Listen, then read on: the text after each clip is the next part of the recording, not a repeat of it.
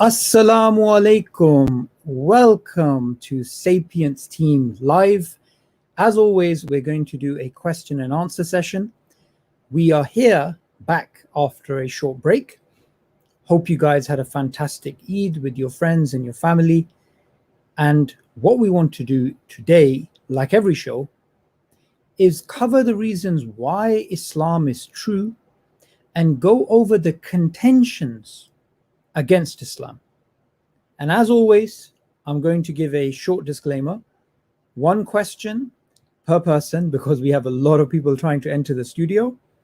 And apart from that, no questions related to Islamic jurisprudence, political issues, or anything unrelated to the aforementioned. What we want to speak about is why Islam is true and what are the arguments against Islam, and to go over contemporary contentions. So I'm going to be posting the link. So Mr. Hijab, how was your Eid? Alhamdulillah, it's pretty okay, you know. Eid is sometimes a very tumultuous time in terms of getting everything together and getting the family, you know, and seeing the right people and that kind of things. But you try your best and you try and manage it and try and make it a time where you give gifts and you do dhikr of Allah subhanahu wa ta'ala and stuff like that. Obviously, Islamically, they're actually very important days. Yeah. And it's the big Eid as well, in the sense that, you know, Ayyam al-Tashriq actually count as part of Eid, the 3 days after. So it's 4 days. Some people don't know the actual days of Eid. There's the one after Ramadan is 1 day, whereas the one after Dhul Hijjah, there's basically 4 days altogether. There's Yawm al-Nahr and 3 after. So it's much bigger. So yeah, so in many ways that can be advantageous. Excellent. So we have our first questioner, Brother Salman. Assalamu alaikum. He's muted. You are muted, brother. Brother Salman. How How are you doing? How are you guys? Alhamdulillah. I have a small question. Sure. There's some atheists, like they maybe that they're gonna say, okay, Muhammad, he didn't write the Quran. Okay, the moon was split. Okay, but that does not mean that he's a prophet. He just said that God help him or he did it, but it's not mean that he's prophet or the Quran from God.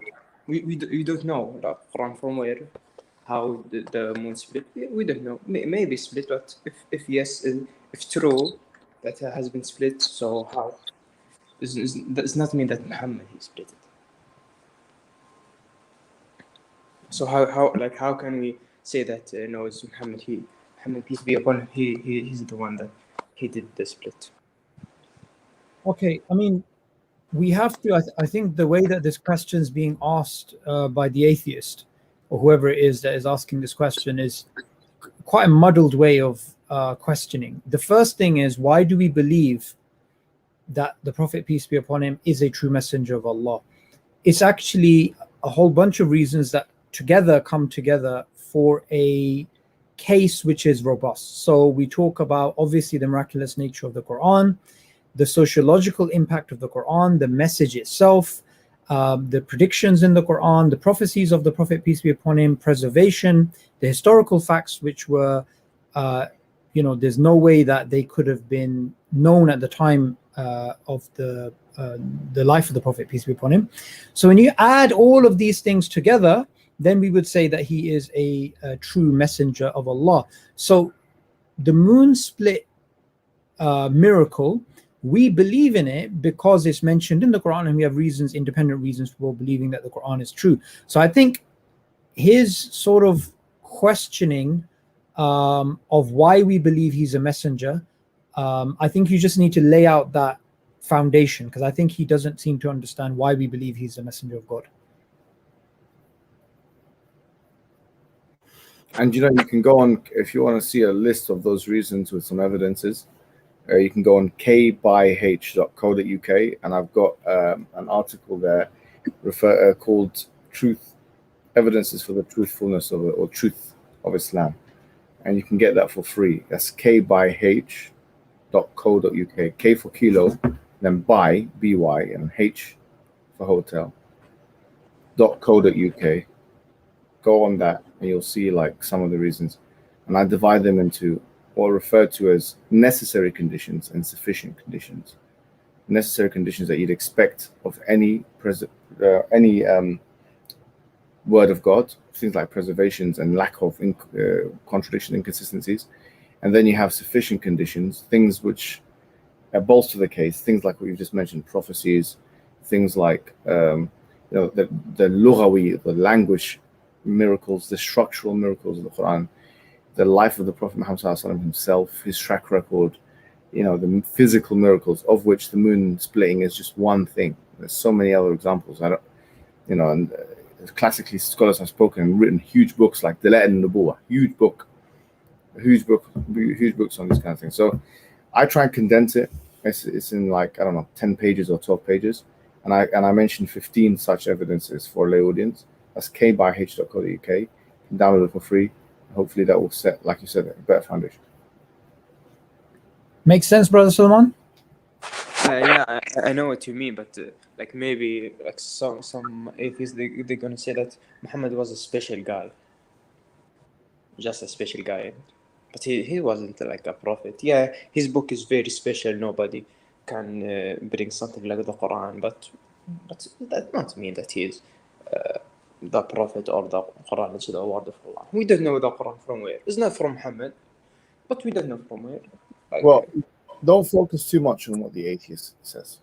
That's sometimes we take responses of the atheist very seriously. The atheist can say whatever the hell he likes, with all due respect to him. He's gonna be when he's been given this evidence and he rejects it.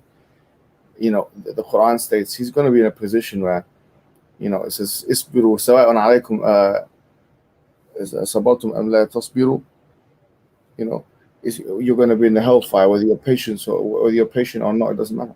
You're going to be in a situation where all the talking that you have now is going to be nothing, basically. So talk, say what you want. At the end of the day, we've given you the message. The way we see it in Islam is this: you're born on the fitrah. كل مولود يولد على الفطرة. Yeah, every human being is born on the fitrah. Then his parents, يهودانه or ينصرانه or يمجسان. That they make him they socialize him into whatever religion he is. Now, the prophets have not come to force anybody to become believers. We're not here to force anyone to be believers. لَسْتَ عَلَيْهِمْ بِمُصَيْطِرٍ. That Allah has told the Prophet, you're not meant to compel these people into Islam. So all we're doing is we're reminding them of an instinct they should already have, which is the instinct to believe in one God and worship one God. That's why I mentioned this recently, but I was pondering over the ayah. Allah subhanahu wa ta'ala says, قُلْ إِن كُنْتُمْ فِي شَكٍّ فِي دِينِي فَلَا أَعْبُدُ الَّذِينَ تَعْبُدُونَ مِن دُونِ اللَّهِ وَلَكِنْ أَعْبُدُ اللَّهَ الَّذِي يَتَوَفَّاكُمْ. If you're in any doubt about my religion, I don't worship any of the gods that you worship aside from Allah, but I worship Allah, the one who takes our consciousness away. Now, why does Allah mention that? Because the number one proof of this, the validity of Islam, is its puritanical and respectable monotheism. Okay? It should hit a nerve hearing about Tawheed of Allah, the Creator God. If it doesn't, then that means you're corrupted to a point of no return, and whatever punishment you get in the hellfire thereafter will be the work of your own arrogance, your psychological arrogance that you had against something which should be instinctive to you. So what the atheist says, would you respect? Who cares what the atheist has to say? We're here to present what we believe in. If he wants to be an ultra skeptic in everything else, everything religious, everything rational, but not his own life, in inference making, he's not like that in his own life. He's not ultra skeptic or anything. If he wants to be like that, khalas, we'll see on the day of judgment. Yeah, I think it's a very good point that you raised about them being selectively skeptical, because, for example, in this case, he's saying, well, even if the moon split, it means he's special and he's not the messenger. And other atheists have said things like, well, it's possible that this miracle happened or that miracle happened, but that doesn't mean this. It could be the devil, it could be this, it could be. People give all these types of possibilities.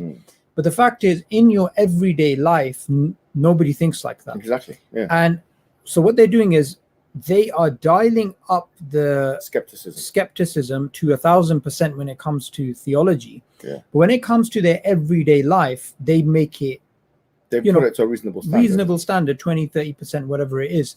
And I also think there's something important. Muslims think sometimes, because of the way that we have a lack of understanding of the way that we should articulate Islam, that every assertion is an argument. It's not. An assertion is simply an assertion. It's water off a duck's back. So if someone says, well, even if the moon split, it doesn't mean he's a messenger. Yeah, that's an assertion. That's not actually an argument. And I've often seen Muslims falling into the trap of thinking, an atheist said X, therefore I need to respond to X. No, you don't. If X is simply an assertion, then what is asserted without evidence can be dismissed without evidence. You can simply just whack it in that way. So hopefully that makes sense, Brother Salman. Thank you. Okay. Yeah. Next, we have Brother Commander something. I can't see it. Sorry, yeah, I didn't really put much thought into that name. Yeah. Jazakallah for hosting this Archimedes. Yeah, I don't know. I don't know. But alhamdulillah, thank you for hosting this live stream. I actually wanted to ask you that for these past 2 months, I've actually been going on this almost intellectual crusade with this one Christian. We've been arguing back and forth about which religion is true. And of course, I hit him with all the prophecies that were fulfilled and that came true in the modern era. And of course, he hits me back with well, these are vague, or he'll misappropriate the dates or whatnot. But I don't mean to go on a tangent. Of all the things he's addressed, the misconceptions about Islam, alhamdulillah, I was able to research most of them and debunk them all. There was one thing that he brought up that kind of stumped me, and I couldn't really find an answer. Are you familiar with the inheritance distribution verse in the Quran? I can't remember which verses it was, but basically he tallied it up, and he was like, oh, it goes over 1%. And I found some reasoning as to why it goes over 1%, but just really briefly, could you explain that verse? Yeah. Well, this ayah in the Quran doesn't go over 1%. Sorry, 100% or 1. It's only in if you put certain people in the equation, it can go over 1. Now, the point is, there's nothing wrong with things that go over 1. It's 110% is as valid as true a number as 100%. Why is there an assumption that it has to be 100%? Why can't it be 150? And then we can split it from 150. And this is known in the fiqh as al-Minbariyya and al-Umariyya. Because at the time of Umar ibn Khattab, they asked him this question: if we have this person and that person, a wife and 2 kids, 3 daughters, and like these particular cases, it goes over 1. So what do? All we do is we distribute it in the same ratio as we would do if it had been 1. That's what we do. Simple as that, really. And this Umar ibn Khattab dealt with that, and so did Ali ibn Abi Talib, and it was referred to as al-Umariyya and al-Minbariyya. But Minbariyya because Ali ibn Abi Talib, he said it when he was on the minbar. They asked him the question when he was on the pulpit, and he answered it when he was on the pulpit. Umariyya because after Umar ibn Khattab. So these things are very well known in the Sharia. The fact that you have an inheritance that goes over 100%, there is no mathematical problem with that. Otherwise, if this was an invalid way of mathematical expression, improper fractions would be an invalid way of mathematical expression. Improper fractions, where the denominator is bigger than the numerator is bigger than the denominator, is a thing. It can be expressed as it's like 1, and then whatever it is the fraction is, or it can be expressed as an improper fraction. Both of those expressions are mathematically fine. There's no tanaqud there. There's no inconsistency there. You see the point? So, right. Yeah. So the assumption that it cannot go over 100% has to be justified somehow. The Prophet Muhammad sallallahu alaihi wasallam said, "Okay, well, you said Umariyya and Minbariyya, but that's not the Prophet Muhammad sallallahu alaihi wasallam. But the Prophet told us, "Alaykum bi sunnati wa sunnati al-khulafa'i ar-rashidin al-mahdiyyin min ba'di 'addu 'alayha bin nawajid," that upon you is my sunnah and the sunnah of the rightly guided caliphs, and bite on that with your moldy teeth. Umar ibn Khattab and Ali ibn Abi Talib, and they knew the Sunnah, and they are part of that, what the Prophet Muhammad ﷺ said. So what they said in terms of the qisma, or the division of something which goes over 100%, which is to ratio it to as if it was 100% and to deal with it accordingly. And there's other steps, like, I'm not going to go into deep the steps of what you'd have to do here right now. That is a way that we deal with it. The assumption that it has to be 100% or the number one, a whole, is an unjustifiable assumption, because 110% is as valid a percentage as 100%. 110% is a thing. It's not like people are so dumb that they don't realize that 150% is 150% or 100%. Like, they think it stops at 100. No, you can have the expression 150% is not a false expression. Do you see the point? Right. Like, if I say 1 1/3, what am I saying? 133%. That's what I'm saying. 133.3%. Are people that illiterate mathematically that they don't understand that these are very legitimate? I'm not saying you, but these people, atheists, that they're assuming that it has to be within one. Why? There's no justification for that. It's so stupid. Right. Yeah. Well, if we were to apply this kind of thinking to profits, right? Your business would never grow beyond 100%. No. So we can't make more profit than this because this is going into mathematical irrationality. Impossibility. They're making it seem like going over 100% is mathematical impossibility. I think No, you have to ask the guy why is going over 100% a mathematical impossibility. That's like that is low IQ thinking. I'm really sorry. I'm not a mathematician, but I know that there is such a thing as 110%. There's such a thing as 1,000%. It's just an expression of 100% times 10.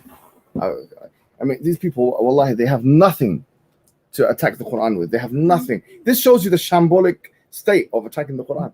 Right, exactly. I completely agree with you. And also, can I ask just one burning question that I've had on my mind for such a long time? Could we have one question per person? I wish alarm because it's burning. Come on. Okay. Jazakallah. Jazakallah so much. I'll try to make this very short. In my brief after 2 months of fighting with this guy, I finally summed it down to I told him, referred the history of how the Bible was formed by Paul, which was about 2 decades after the ascension of Jesus alayhi salam. And so my conclusion was it was a man made by Paul, whose only claim to authority was he supposedly saw Jesus in a vision. Now, having said that, he attacks the preservation of the Quran narrative, saying that it was compiled 1 year after the Prophet's death. So I said, in addition to that, he said, because of that, it's not worthy. So I said, comparatively speaking, 2 decades is far more inauthentic compared to, and on top of that, it was written, not just compiled, it was written by Paul, whereas at the time of the Prophet's death, the Quran was already written. It was simply compiled by his Sahaba who had already memorized it on top of the fact. So then he finally concluded that, fine, in that case, since the hadiths were 250 years after the Prophet, those must be man-made. So then I said, okay, fine, let's agree to this. But by your definition, that means the Bible is inauthentic, Christianity is false, and we're left with Islam that has no hadiths because they're man-made. That still doesn't deny the fact that we have modern prophecies that came true from the hadiths, not to mention the prophecy in the Persian Roman. You're giving him too much. The hadiths were not written 250 years after the Prophet. That's categorically false. Okay. This is the compilation of big mashayikh like al-Bukhari that they're talking about. Look, Amr ibn al-As, who is a Sahabi, he had his own sahifa. He had his own written hadith collection. Abu Bakr Siddiq had his own sahifa. Basically, a big number of Sahaba had their own suhuf, had their own written hadith records. The Prophet Muhammad ﷺ, in his own life, he said, "Uktub li ibn Abi Shah." He said, "Write for Ibn Abi Shah, write for them."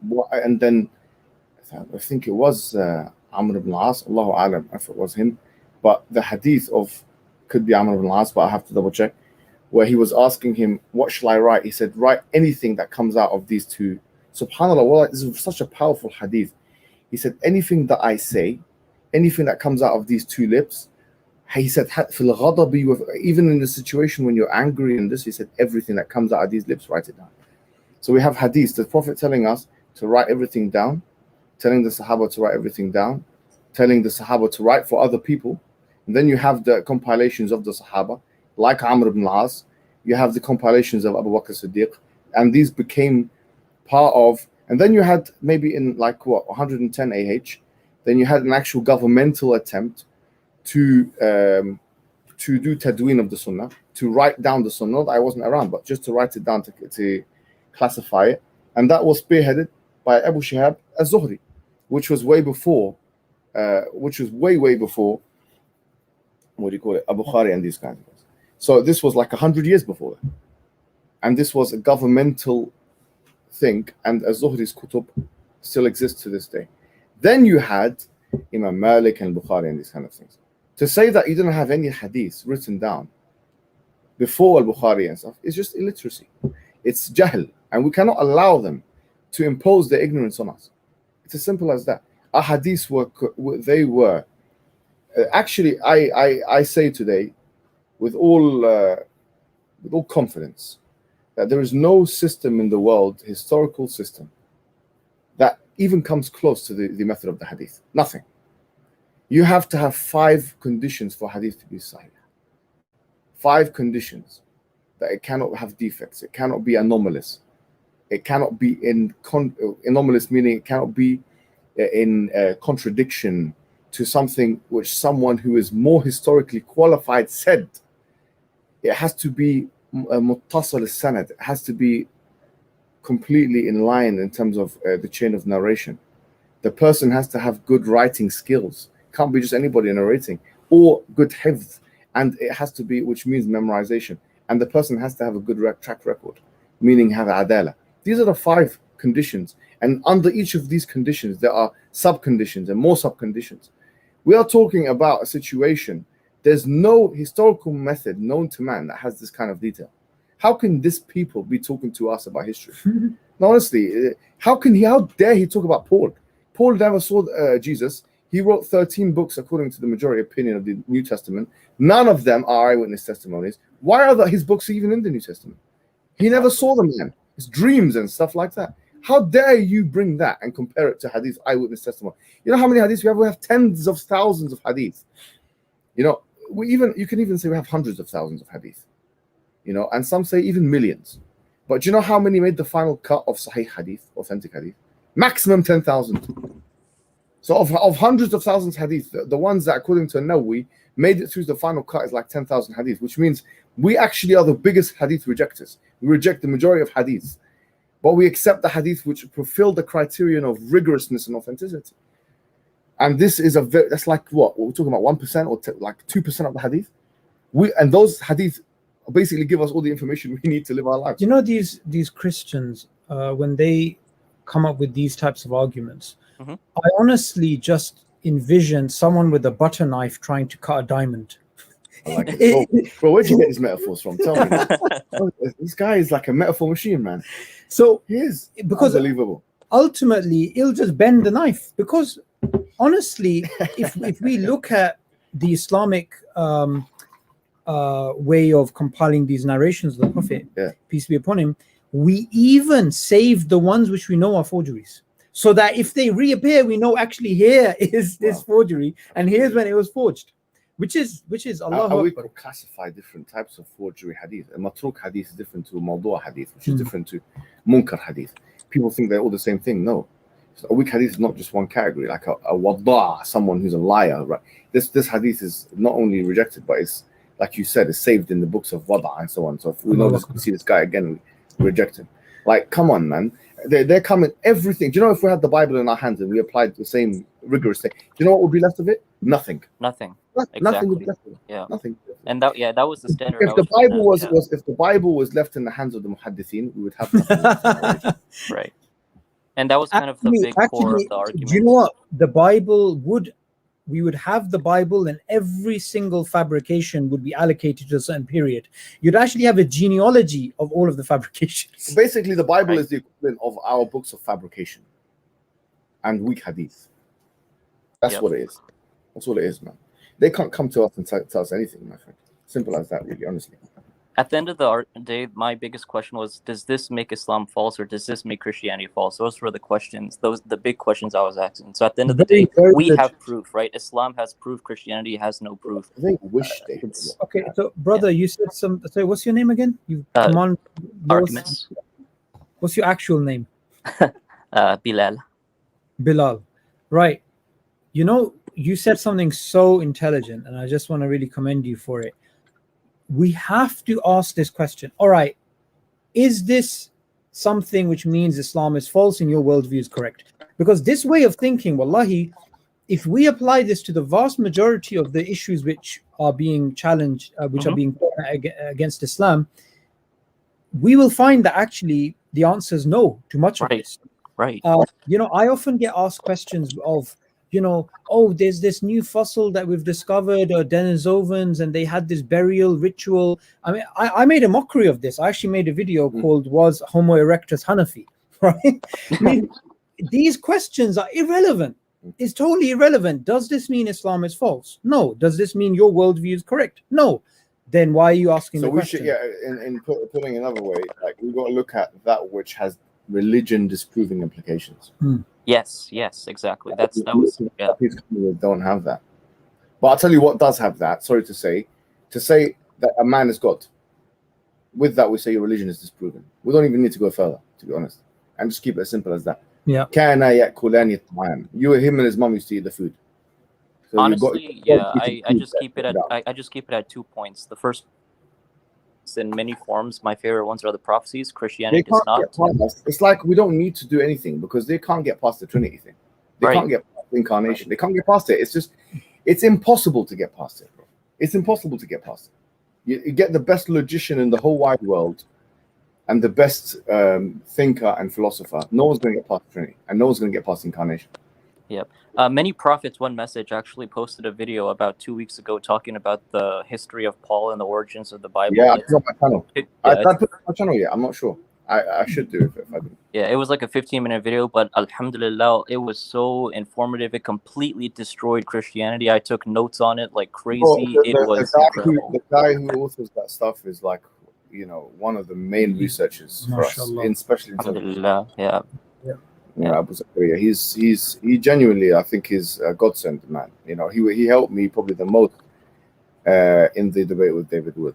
I used a lot of his research material, and he produced a lot of stuff for Ira, as you know. He wrote the book Forbidden Prophecies. Yeah. That was the book. Eternal Challenge. Man, Messenger, Messiah. Jesus book. Also, other materials. He proofreads them.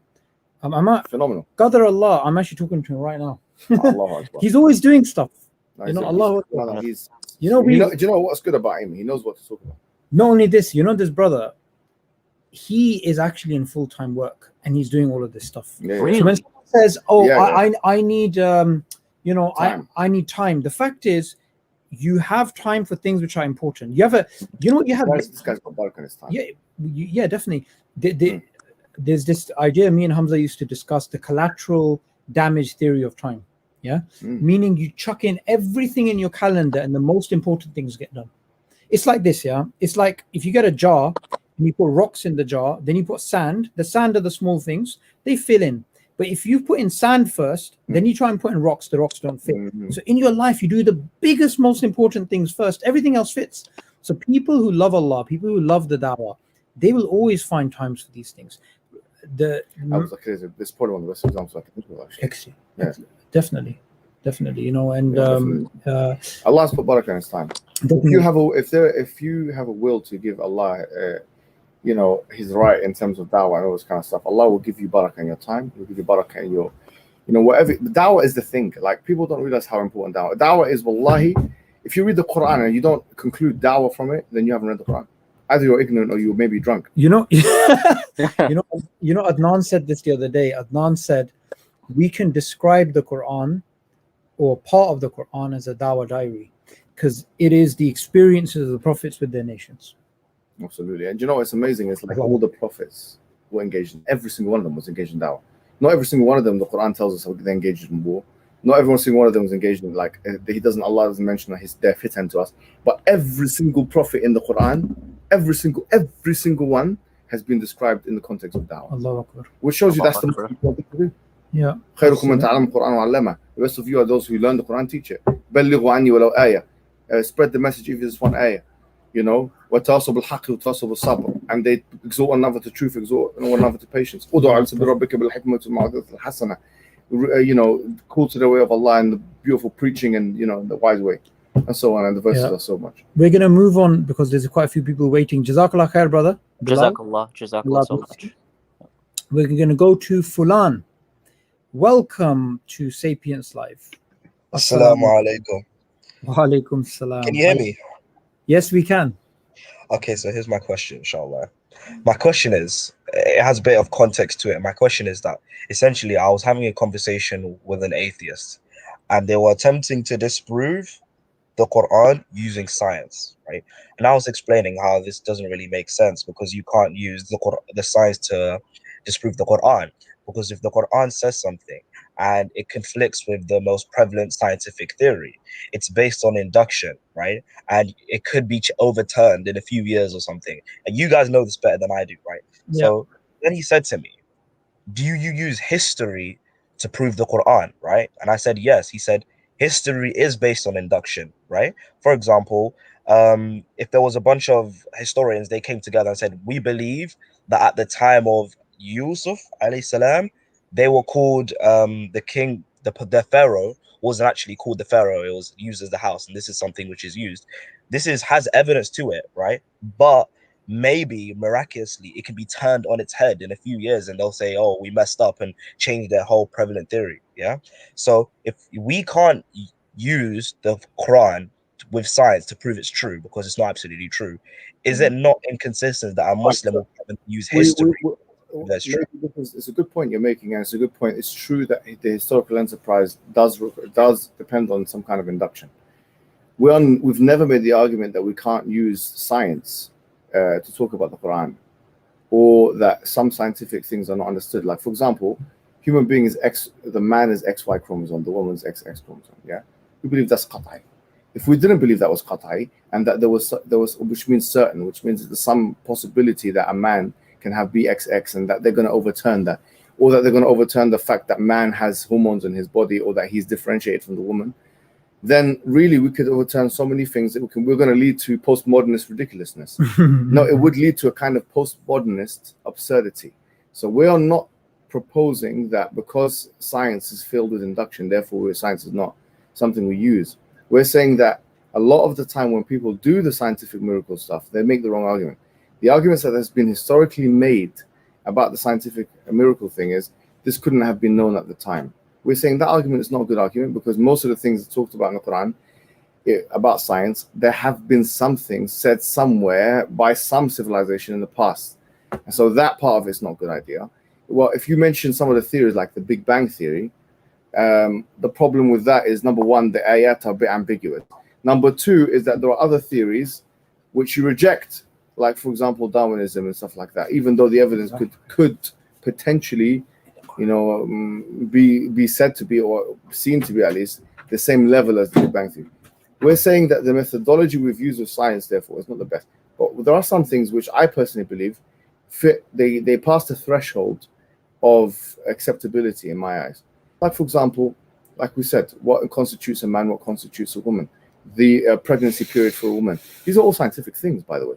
But we don't think they're going to be overturned. We don't think that a woman's pregnancy, they're going to discover something about that. We don't think that about kayan al-rajul, kayan al-mar'a, the form of the man. We don't think that's going to happen. We don't think X, Y, Z. So we say, yes, you're right on the basis of probability. So it's always going to be probabilistic reasoning that both of them use induction. However, history has an added advantage, which is that it has a retrospective perspective. Now, let me tell you why this is important. That which has happened in the past is unlikely to change, whereas that which is based on a falsification of the future has more probability to change. For example, string theory. For example, quantum mechanics. For example, the Big Bang Theory. For example, the expanding universe. Look at what Roger Penrose was writing 10 years ago about the expanding universe and what he is writing today. There have been changes because the data, this is called theory, it's called underdeterminism, theory ladenness. where you describe the data in different way, you can interpret it in different ways. Now, we're saying when it comes to historical fact, that the threshold of that being the case is less, because these are things that have no propensity to change. So there is a retrospective perspective which is afforded to history or historical enterprise, which unfortunately is not afforded to the scientific enterprise. To give you a very simple example on that point, well, look, 50 years ago. 50 years ago, is that history? Yes, it's history. Some historians would say 50 years ago is history, right? So the Holocaust. Are we sure? Okay, well, there's some speculation in the Holocaust lies, no problem. But some people are alive and they have witnessed the Second World War. They are still alive and they have witnessed it. Now, the basic question of how did the Second World War happen, that's a basic question.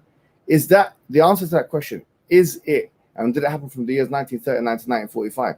Is the answer to that question more or less likely to be falsified than the question of, is quantum mechanics, the Copenhagen model, more likely or less likely to be disproven in the future? I think you know the answer now as well. So in other words, the retrospective and the hindsight perspective gives more epistemic weight to the historical enterprise than it does to the scientific enterprise. And because the scientific enterprise, according to Karl Popper and the most recent philosophy of science discussions, is based on falsification, which is always going to mean that it's incorrigible and there's some susceptibility to change.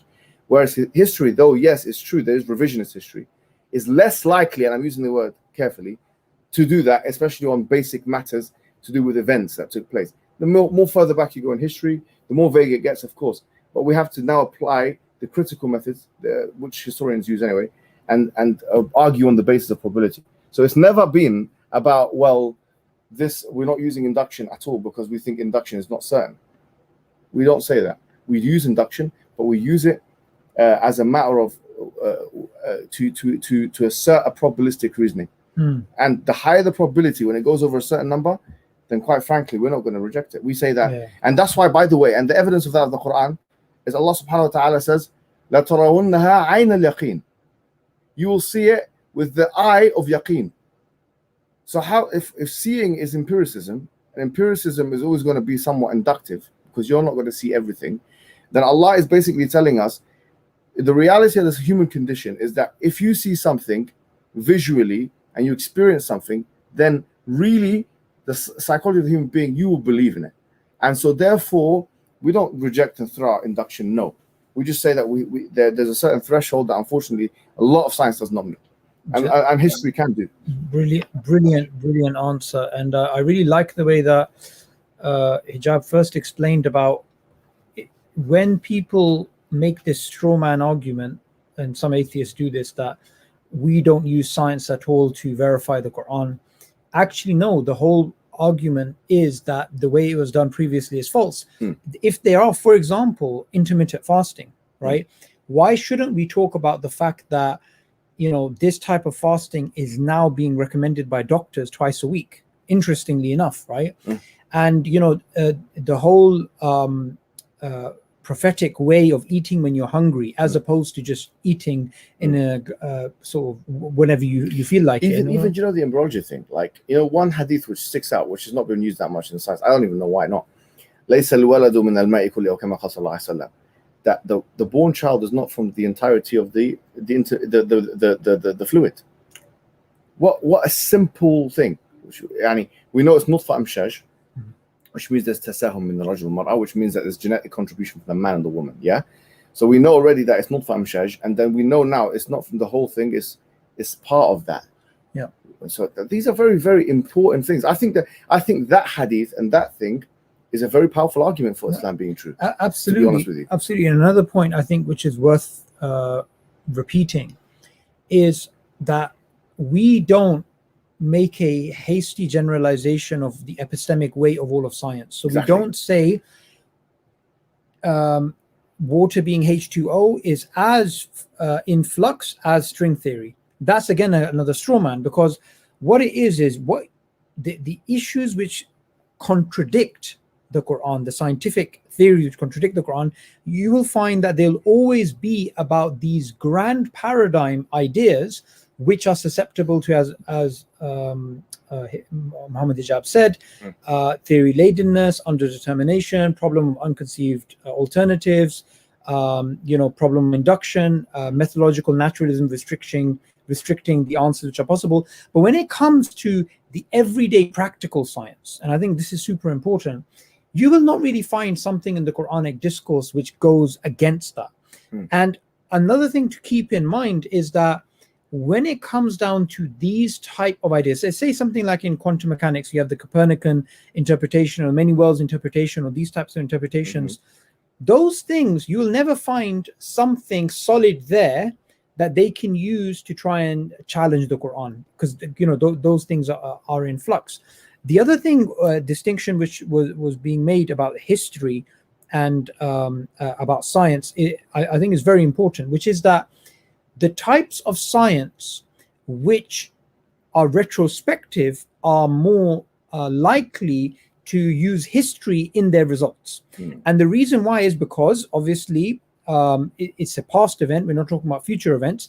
Future events are much more likely to be susceptible to the problem of induction in terms of your data collection. However, what this atheist was referring to when they were challenging you in this was not to do with problem of induction being applied to observations, but problem of induction being applied to interpretations. Okay, now this is a very important distinction. One's observations, one's interpretations. However, here's a very subtle but important point.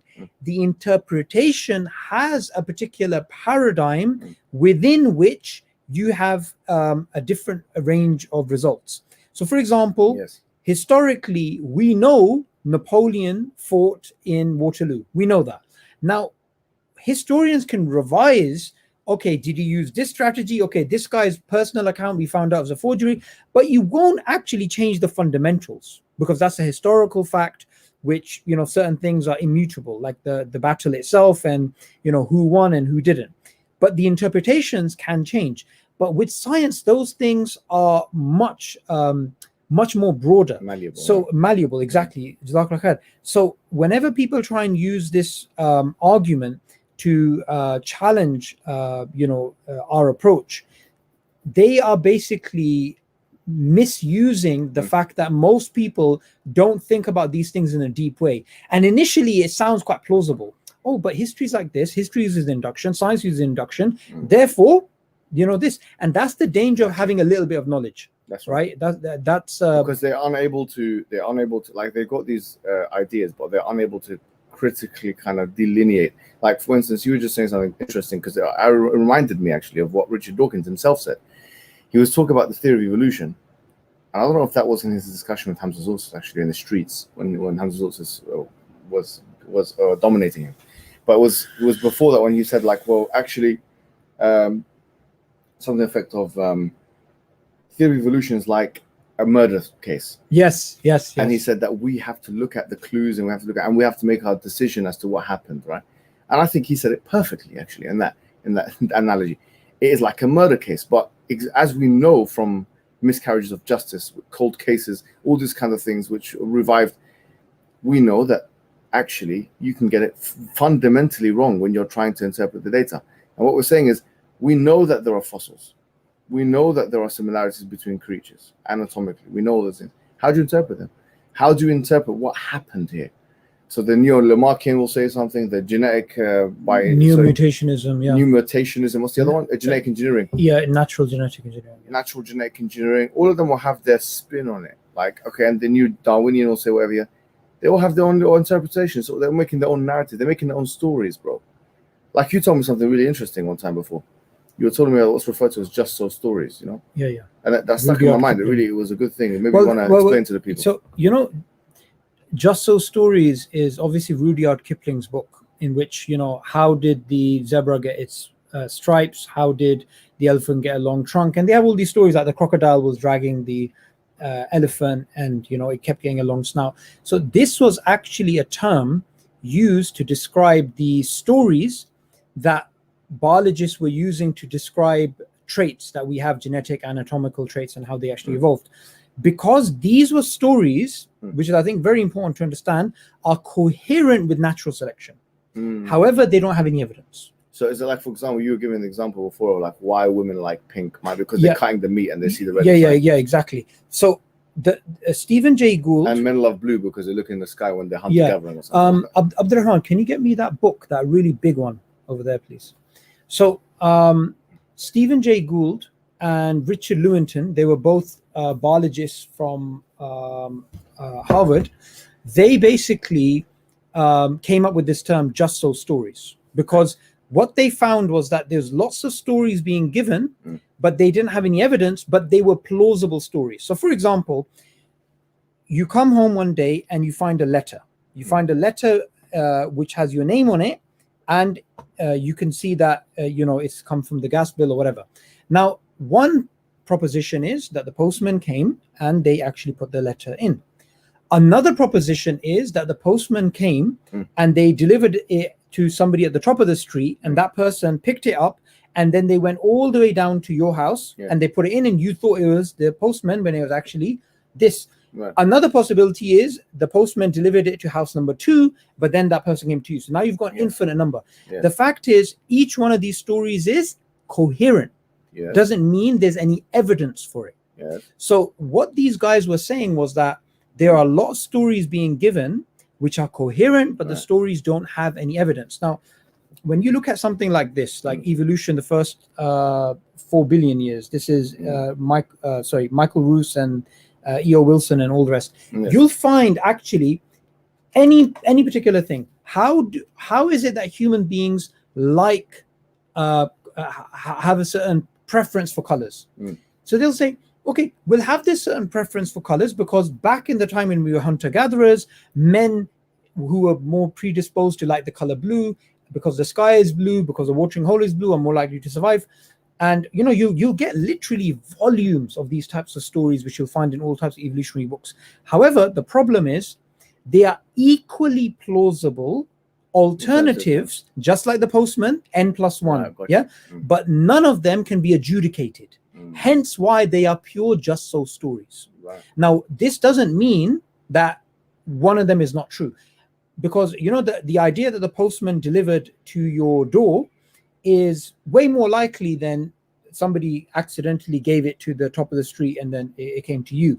However, so there is one right answer and there's possibly many wrong answers. But what's super important is that for the vast majority of people, because they're very simple, a coherent story they will interpret as evidence. And that's why the just so story term was so popular that now today it's actually becoming into an academic term. It's actually referred to in journals, in books, in lectures. Just so stories is now an academic term. Initially it was a ridicule of the Darwinist position, but now it's evolved. So in summary, therefore, what you're saying is actually, there's a difference between the observable, number one, and the interpretation of the observable. And the interpretation of the observable is subject or susceptible to a variety of different interpretations. And this is the problem of underdetermination. And each interpretation. Would you say that correctly? Underdetermination. Underdetermination. Except that each particular story is internally consistent. And people mistake internal consistency for evidence. Because let's say you go to a police, right? Somebody robbed you or you're being accused of murder. The police will try and find inconsistencies. If they find that you're consistent, it seems your testimony has weight. So human beings normally associate consistency with truth. But consistency could be just a very consistent story. It's not necessary that that story is true. So truth requires consistency as a necessary condition, but not sufficient condition. So that's why it's super important. I just wanted to leave one thing, please. Sure. Because you mentioned, from everything I've gathered, and it was very, very beneficial. Like, I've actually not heard the answer to this before, that for science, it's very true that you can't compare string theory to the fact that we are male and female and have different chromosomes, right? So do you have a sort of criteria, or have you come up and constructed the threshold? How do you say it? Threshold? Threshold. Now, you're right to ask that question. Okay, what is the threshold? Here's what I would think is the reasonable psychological threshold, and it comes back to what you were saying, Subboor, before about what we expect in everyday life. the threshold we want the atheist interlocutor or the skeptic interlocutor to use is the same exact threshold he uses in his everyday life in decision making. We are calling them out for having a psychological double standard. We're exposing that double standard. Actually, epistemic justification comes very naturally, all right? You know you exist right now because you're talking to me. You know, you might have money in your pocket. You might not see it, but you might feel it. And that for you is enough to determine that the money's in your pocket. You might have books in your shelf. You know, the last time you saw them, they were there. You might not have them there anymore.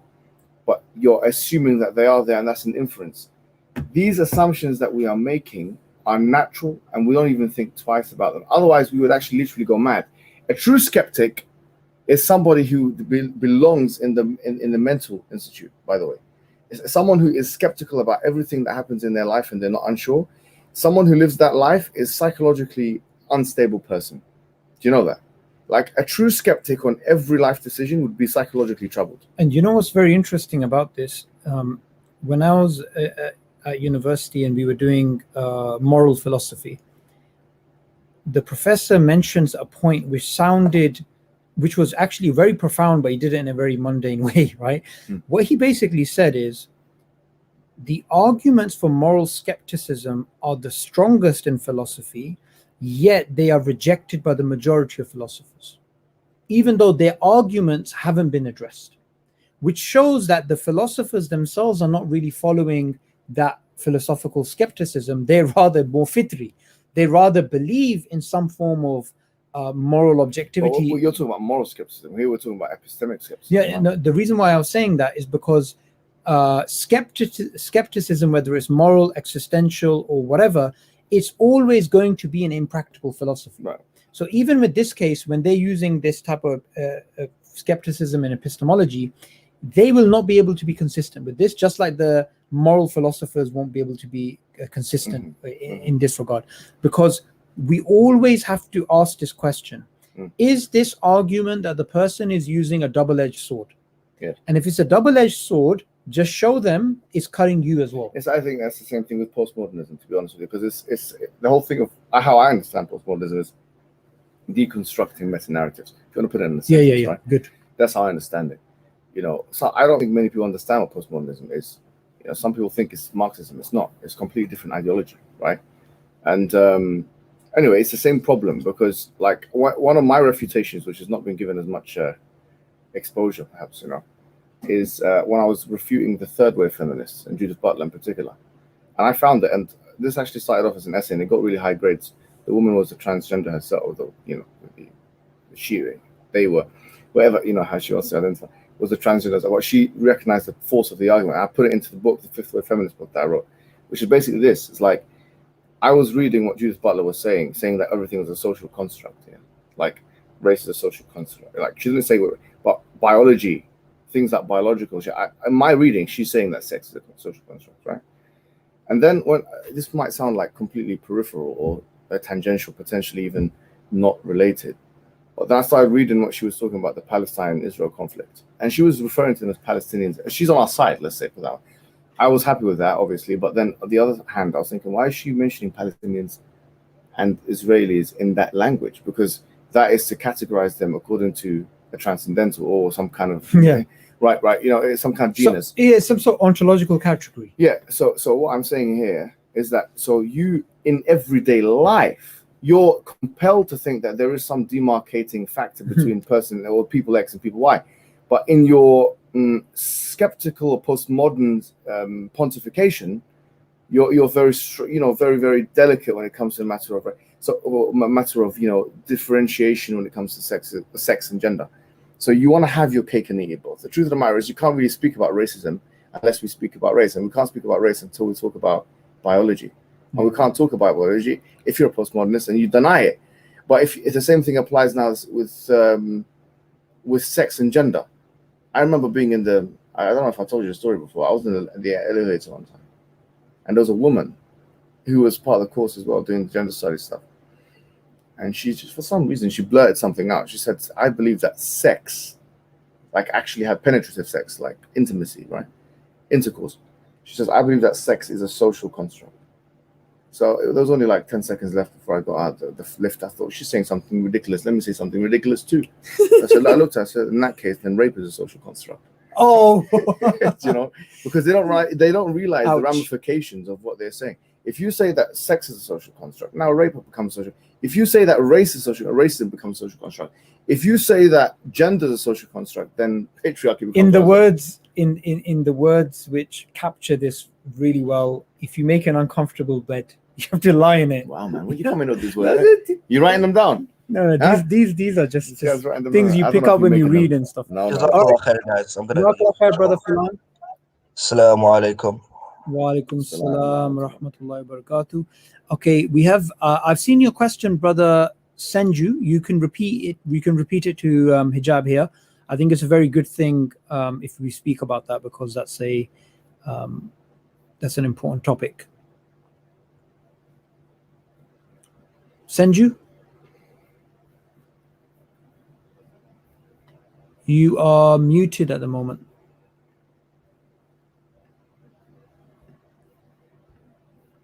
Okay, Hazik Zia, Assalamu alaikum. Welcome to Sapience Live. Wa alaikum assalam. Can you hear me? Yes, we can hear you. How are you doing, brother? And I'm just fine. So my question was regarding theodicy. Today I was studying about the Christian narrative regarding theodicy. I studied the Augustine theodicy and the Irenaean theodicy. I found the Irenaean theodicy something closer to the Islamic understanding. I want to know your opinion upon that. The Irenaean philosophy? Islamic understanding is not monolithic. Theodicy in Islam and theodicy in Christianity are not monolithic things. The schools of thought in Christianity are different to the schools of thought in Islam. Augustine, you talked about Augustine, and I'm not sure which book he wrote this in, but he had very, very troubling opinions. I'm not sure if you know this, right? Augustine obviously is a saint for the Catholic Church, and he believed that if an infant does not get baptized, it will go to hell. Yeah. Have you read that? That's part of his theodicy and part of his theological writings on the matter. So he believed that if this is very categorical in his speech, and only recently, I think it was Ratzinger, one of the popes, he made a kind of declaration that this is. He kind of moved away from that, but for thousands of years, now the Catholics have been upon this and they believe in that. Now, the theodicy of Islam. First of all, we have to define what is evil. And this is a subject of contention for Islamic scholars. Okay. Now, does evil exist in the real world, as in Platonic realism, or as in conceptualism, or as in does it actually even exist? Now, this is a question which is there's difference of opinion on. So the Ash'aris and the Maturidis and the Mu'tazilis would say, yeah, evil exists in a sense, and the evil is, to go to the Euthyphro's dilemma, is dependent or contingent on the divine command theory. So whatever God makes, whatever God says is wrong because of his very saying. But Ibn Taymiyyah doesn't believe in that, and neither does Ibn Qayyim al-Jawziyah, who wrote a book on this called Shifa al-Alil. They believe that evil is adam, evil is privation. Okay, so they believe that evil is when something lacks a particular quality. Why do they say that? Because they have different approaches to the attributes of God than the Ash'aris do. Say God is good. Okay, God is good, and this is not something which we take as metaphoric. Ash'aris and Maturidis and Mu'tazilis take that as metaphoric. Okay, you have to understand that. So if Ash'aris take that Allah is al-birr, he's not actually good in the sense like they do ta'wil of that, right? So the Ibn Taymiyyah, he says no, God is good, and anything good is a manifestation of the goodness of God. And so therefore anything bad is defined as the privation or the deprivation or the elimination of that goodly quality of God in the thing. From that then they move on to, so therefore ash-sharrul mahd, as he referred to it as, both Ibn Qayyim and Ibn Taymiyyah, which is pure evil, doesn't exist in the real world according to them. And pure evil is something which is relative to the situation and so on. So first of all, defining what is evil is something which the Islamic scholars are different on.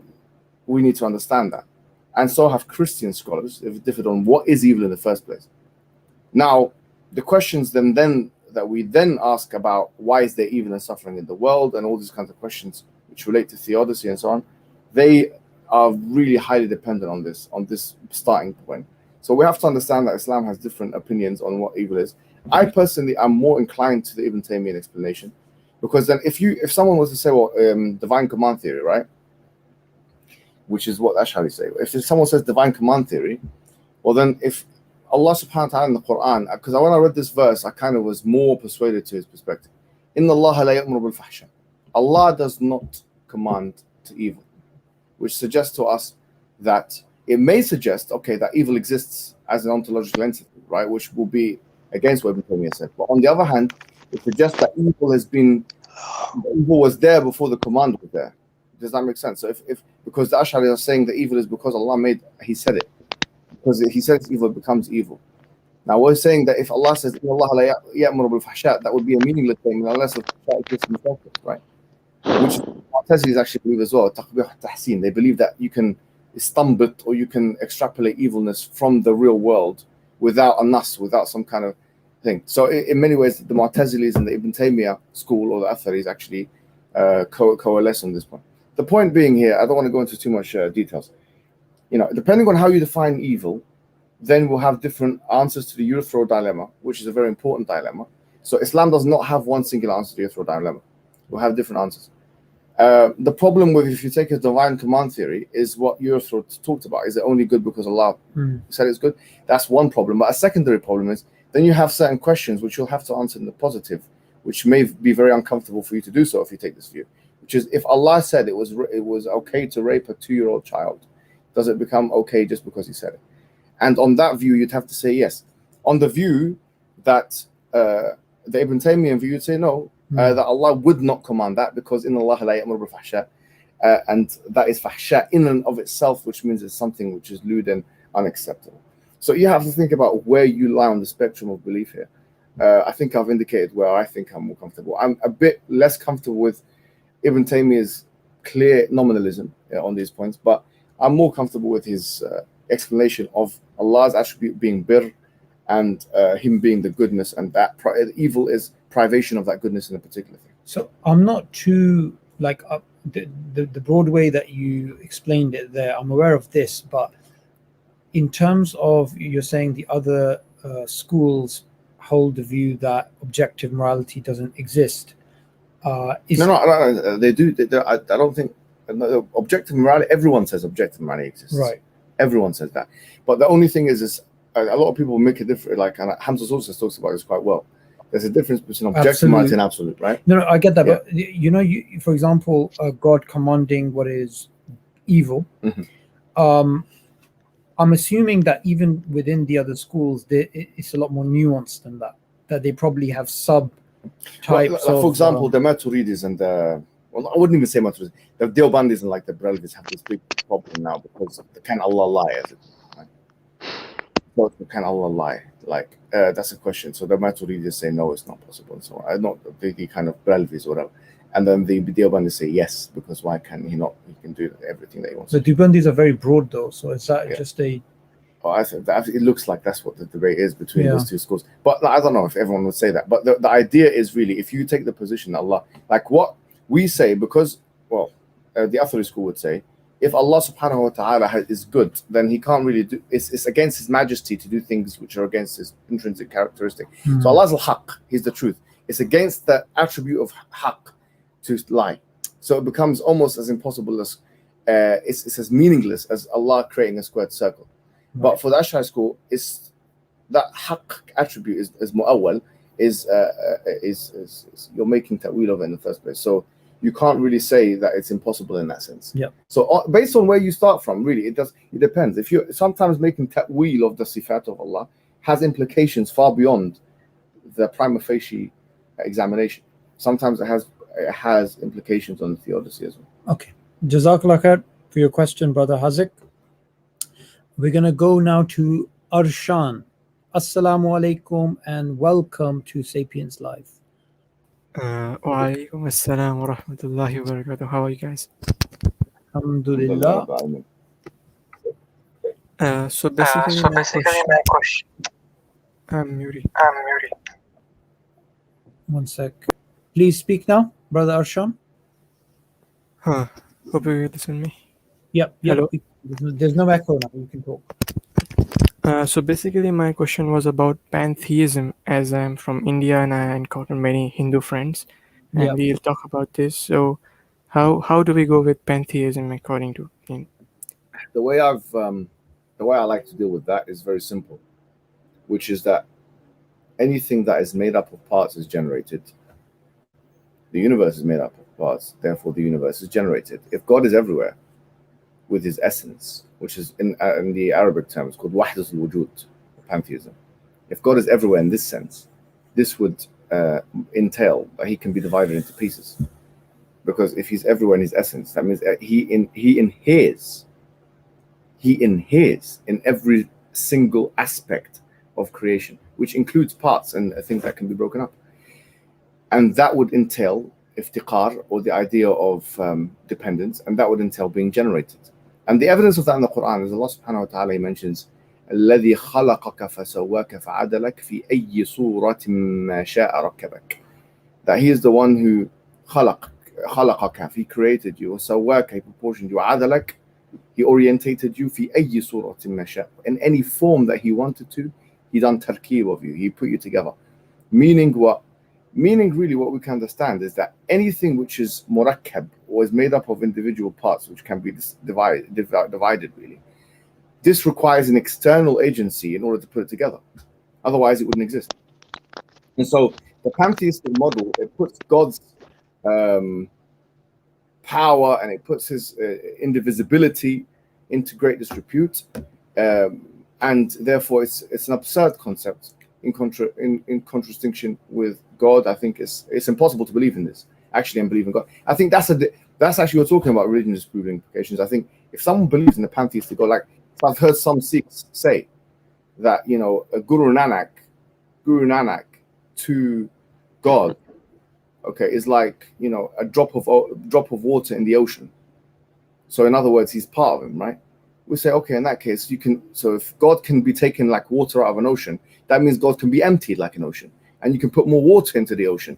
And that would suggest that God is some kind of physical thing. This is a kind of anthropomorphism, because pantheism and anthropomorphism are two things. Yeah, and I think another point which is very, very important to understand from the perspective of polytheism and Islamic monotheism is, rather than just talking about for example, you know, the Hindus will say, okay, we believe in this, right, and you believe in that. I think it's important as well to actually show them that if we look at the history of Hinduism and we look at the various different types, we can even argue that there is no such thing as Hinduism, right? It's not actually, and this is very interesting, and this is one of the miracles of Islam, that the center point of the Hindu religion is actually the modern state of Pakistan. So the modern state of Pakistan, maybe this is why a lot of Hindus hate Pakistan, right? Because that's like where it began from. And when it actually began, and you start to see all these branches and whatnot, it's not one religion.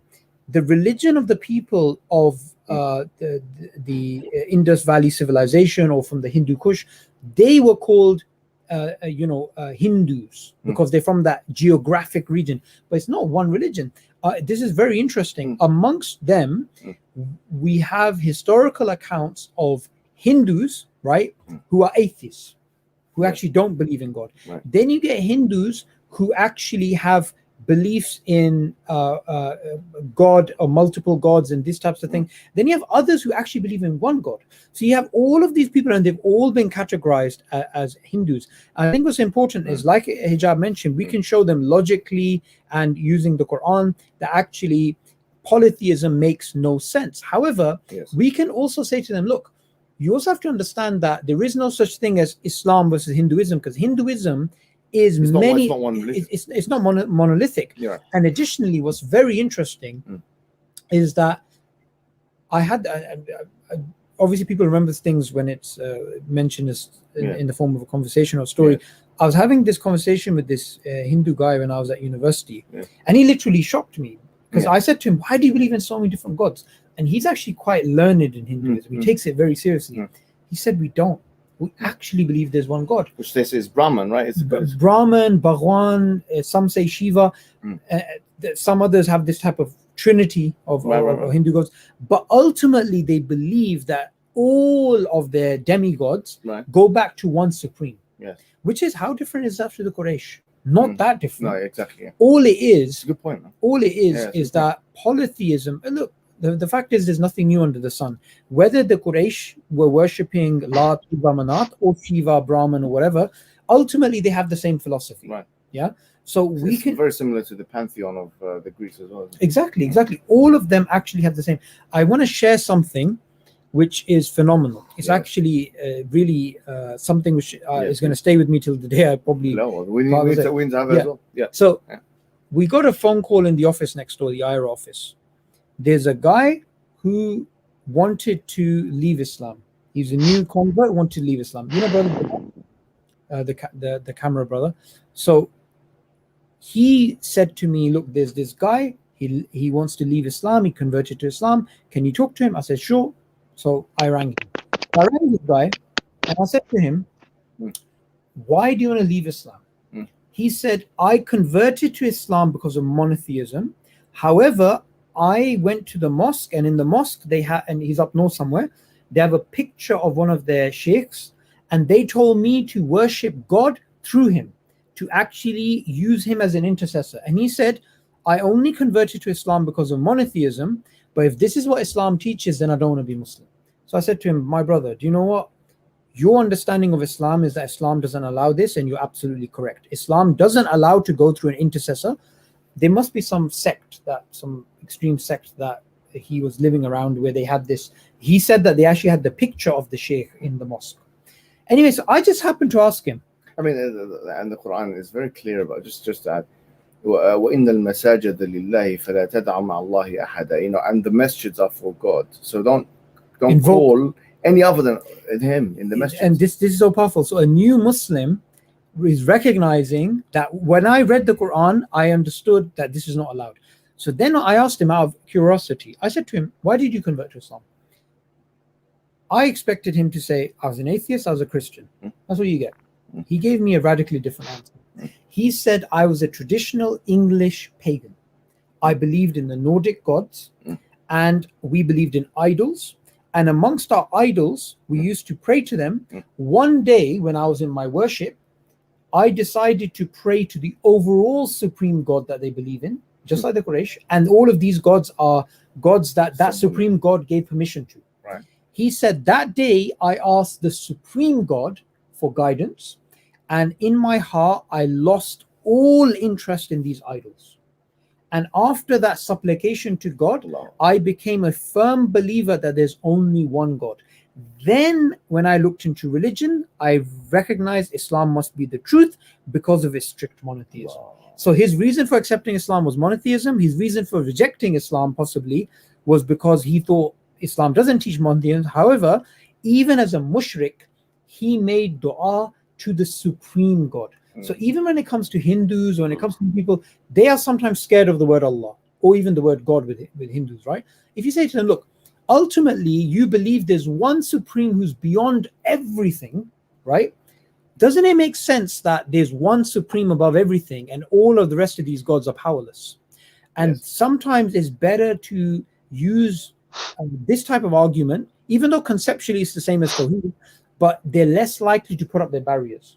Because as soon as you mention Allah, as soon as you mention, these types of terminologies, they get scared. Because one thing which is very hard to get around, right, is that all of these polytheistic religions, they're on an uphill battle. It is so fitri, it is so natural to believe in one supreme being. This is something which is so hard to get out of the human psyche. But I would put it this way. In terms of rationally, there are two arguments that completely defeat polytheism. And you don't need more than that. And that includes Trinitarianism, Hinduism, and Sikhism, all of them. Because, as we said, Sikhism and Hinduism both rely, for the most part, and obviously there are some variations here, and I'm being very clear, but for the most part on pantheistic notions, which is for us a form of polytheism, by the way. So what we'll say is there's two dalils, two evidences which you should acquaint yourself with.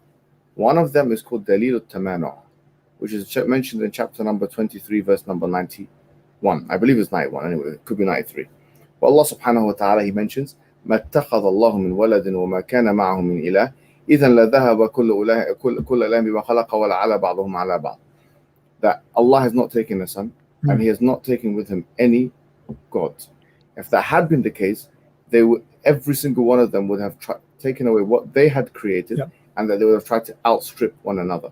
It makes no rational sense for there to be more than one all-powerful entity. Because if you say there's more than one all-powerful, then they cannot be all-powerful if they're not powerful over the other one. Simple as that. You can't have more than one all-powerful. You can't have one supreme creator, and you can't have one supreme will. That's why Allah subhanahu wa ta'ala says, that had there been any gods other than Allah, la fasadata, the heavens and the earth would have been destroyed. And so, because you can't have more than one supreme will. It's like driving a car and you have two people driving. Like, where's the car going to go? It's going to go in different directions. It's not going to be the uniformity of nature brings us to the conclusion that you have one supreme will that's organizing all the things. Having said that, one argument, which is tamana, which is the idea that you can't have one supreme will, power, and creative capacity. You can't have more than one of those. And you can't have more than one necessary existence, if you want to add that to that as well, right? The second thing is, when it comes to pantheism, especially, and wahdat al-wujud, then what breaks that is the dalil tarkib, or the argument from division. The idea that you can't have a form which is which is made out of divisible parts, which can somehow not be generated. Anything that is made out of parts is generated. The universe is made out of parts, therefore the universe is generated. If you say that God inheres within the universe with His essence, then He is generated as well, and that would disprove the idea that version of God cannot exist. Simple as that. Yeah. Jazakallah khair for your question, Brother Arshan. We're going to go to Brother Senju if your mic is working. If not, then we'll go to someone else. Senju, are you there? We will go to Brother Yusuf. Brother Yusuf, are you there? Assalamu alaikum. Wa alaikum salam. Can you hear me properly? Yes, we can. Okay, how are you guys doing? Alhamdulillah. How are you doing? Alhamdulillah. I was just I wasn't actually planning on asking anything specific, but I heard Mohammed Hijab, you were talking about the evil thing existing or non-existing and the difference in the schools and Ash'ar Maturidiyya, etc. So I note down the book that you mentioned for Ibn al-Qayyim, Shifa al-Alim.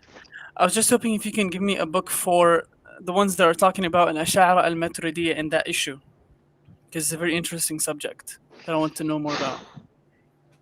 Yeah, so where does Fakhruddin al-Razi mention that? It could be Matal al-Ulya, or it could be Nihayat al-Qul. I can't remember. But Fakhruddin al-Razi mentions it. And the way he positions it is actually the way he deals with the problem of evil and stuff. You know what he says? Fakhruddin al-Razi, he says this is a non-issue. I remember him saying that very vividly, that this is not even an issue. Like, actually, I'll tell you where he mentions this. Fakhruddin al-Razi, he wrote a commentary on Ibn Sina's work, okay? And in that, he was surprised that Ibn Sina dealt with the problem of evil, because he said, like, the philosophers are well known to work from first principles. And so Fakhruddin, he said, like, this is not even an issue, because it's not something which we can prove or disprove from first principles. But he did it in one of the shuruhat of Ibn Sina's kutub. I don't think it's Li Sharat al-Tanbihat, because that particular kitab has, even though I think he has done a sharh of it, I don't think that's particularly the one. But we'll have to check which book where Fakhruddin in particular talks about that. Now, other scholars like Al-Ghazali and Al-Juwayni and Al-Baqillani, I don't think I think the most well-developed theodicy from an Ash'ari perspective is Fakhruddin al-Razi. So definitely check him out. In terms of Al-Qadi Abdul Jabbar from the Mu'tazili school, he mentions this in his Usul al-Khamsa. He mentions this in his Usul al-Khamsa. He mentions this in his book Usul al-Khamsa, where he talks about the adl, because remember, they believe in 5 things. There's 5 like usul of the Mu'tazili school of thought, and one of them is adl, and obviously that connects to qada wa qadar. And he's also got another book which I forget what the name of it is, but it's also mentioned Arabic. I can't remember, but it's another book which has also been published. Usul al-Khamsa is one of those things, but there's another one which I'm completely forgetting for the sake of argument now. But Abdul Jabbar is there. Qadi Abdul Jabbar is the Mu'tazili guy. Go-to guy is Al-Qadi Abdul Jabbar for the Mu'tazili movement. He is the living, the one representation of Mu'tazilism, which his works have remained with us. So we talked about the Maturidiyya. So you look at someone like Ibn Humama or something like that, who spoke about Qada wa Qadar, and he's got written books and stuff, That's where I would go, bro. And actually, for an English resource, Sherman Jackson's written something called Black Death, which he actually enumerates all of these opinions in English language. It's a pretty good book. Actually, I'll start with that. It's called Black Death or something like that. And he talks about the Sherman Jackson. He talks about all the different schools. I don't think he does a really good job with the Ash'aris and the thing, but he doesn't do as good a job, in my opinion, of Ibn Taymiyyah. He does try and enumerate his opinion as well. Hopefully that answers the question. It does. But there was something that you mentioned also about the raping the child. Yes. And how, I would think that if presumably, of course, if Allah said that would be moral, then it would be. Yeah, well, this is the thing. Allah, inna Allah la ya'muru bil fahsha. But then again, wouldn't Allah define what a fahsha is and what isn't? Then it will be tahsil hasil. Yeah, then it will be. Then he's speaking in tautologies. If that's what it means, it will be tahsil hasil. Inna Allah la ya'muru bil shay' alladhi ya'muru bih. That's what it means. That means he's speaking in tautologies, and that would make no sense. So it must mean that al-fahsha is something out there which Allah la ya'muru bih. That's my conclusion of the ayah, because it would be tahsil hasil. It would be trying to say about, it's like saying Allah does not command to that which He does not command to. Makes no sense, does it? Yes, it does not. Yeah, you're right. So have I changed your mind on that? I'm a fair person. I like to think so. You see, this is the reason. I'm only kidding. You see, I change the people's minds. This, you come onto the show, you change your mind. Yeah? I'm only kidding, man. Not bad. No, I know. No, I thought about this. It was something I was thinking about for some time. I think Ibn Qayyim, Ibn Taymiyyah, and the Mu'tazilis are more right than Ash'aris. So then, how would you define fahsha? Oh, yeah. It's things which are evil, basically. Yeah, how would you know? How would you know? We have to look at the dictionary for if you want a ta'rif. I can't remember anything on the top of my head, to be honest. No, I didn't mean like a ta'rif of the word, but how would you know which is bad, and which is bad that you think it's bad, but it's not actually bad? No, you don't know that. Allah. That's why Ibn Taymiyyah, he answers this question actually, because they asked him about this question, and he mentions this in Darut Arab al-Aql wal-Naql. He mentions this in one of his, I think the first 2 or 3 volumes or something like that. They asked him, how do you know if it's fitri and you know these things? Why do you even need revelation? He said, because socialization is so strong that you won't be able to differentiate between that which is socialized and that which you think you know from instinct. So this is a real problem, and that's why you always need. And this is what J Mackie wrote. I've found his book. I had good notes on it. J Mackie is one of the major people of ethics, and at the end of his book, he mentions very good book. Yeah, it's probably it's one I think it's best, just called Ethics. The book is called Ethics. At the end of the book, he said he's basically believes something called error theory, and at the end of the book, he says basically, he does not believe in objective morality. He is an atheist, okay, but he said that he admits to the only way the grounding problem can be solved is through a God, basically. And he said it would be gratuitous. This is the word he uses, right? It will be gratuitous for a theist to think that they can have a list of commandments, okay, and he says this near the end of the book, that basically would outline what morality is without a revelation. And I was very astounded by him saying that, because I found that is exactly true. In order for us to be guided, we need the guidance, okay? And that's why we believe in Allah He is the all-knowing one. He sends books, and it makes sense that he sends books to outline to us in very clear language what we need to do and what we can't do. And that is the best way for us to understand morality. Even if things like seem on the face of it, if we look at Quran Sunnah, when I was young, 13, 14, and I was starting to try getting into the deen, I had for the first time looked at Bukhari and Muslim and read it and thought, wow, this is a bit unusual. I'll be honest with you, that's what I was saying to myself. I read the Quran and I thought, okay, I understand. But when I started looking at the hadith, I thought this is very unusual because I was brought up in the West. Do you get it? So when I saw spitting on your left side and, you know, eating the lizard and, you know, this thing that you find in the hadith, do you get what I'm trying to say? Even though the Prophet didn't eat the lizard, but he was presented with it and food and this and 9 wives at one time and all this kalam, bro. Like I thought, what's this? It's a bit unusual. But then you started realizing that I asked myself this question, and I remember I was in Egypt, Alexandria, for the summer holiday with my mum, and I was going through this Bukhari Muslim stuff, and I asked myself a question. I said to myself, why do I think this is weird? And I was 13 at the time, and I look back now, 16 years later, I think that was a good question. The reason why I think it's weird because I was born and raised in a certain time, which that's unusual to me. So I have to now take, if I believe that these books are wahi from Allah subhanahu wa ta'ala, I have to now reassess my understanding of weirdness, aesthetically pleasing, right and wrong, in line with this book. The fact that I find this weird means that I'm weird, basically. And I came to that conclusion at a very young age. So socialization is a very strong thing, okay, and we have to be very wary of it. So in terms of finding out what the moral reality is from what is not, we can't do that. We need revelation. Interesting. Okay. That was my only question, inshallah. Take care, my friend. You're regular. Jazakallah We're friends now, I think. I forgot to tell you, Kesahe. I'm sorry. I always forget to. I always want to like practice it a bit, the language. Oh, you got our Subboor Ahmed here. He's going to be doing his Urdu channel soon. I think. Really? Well, we need him to do it.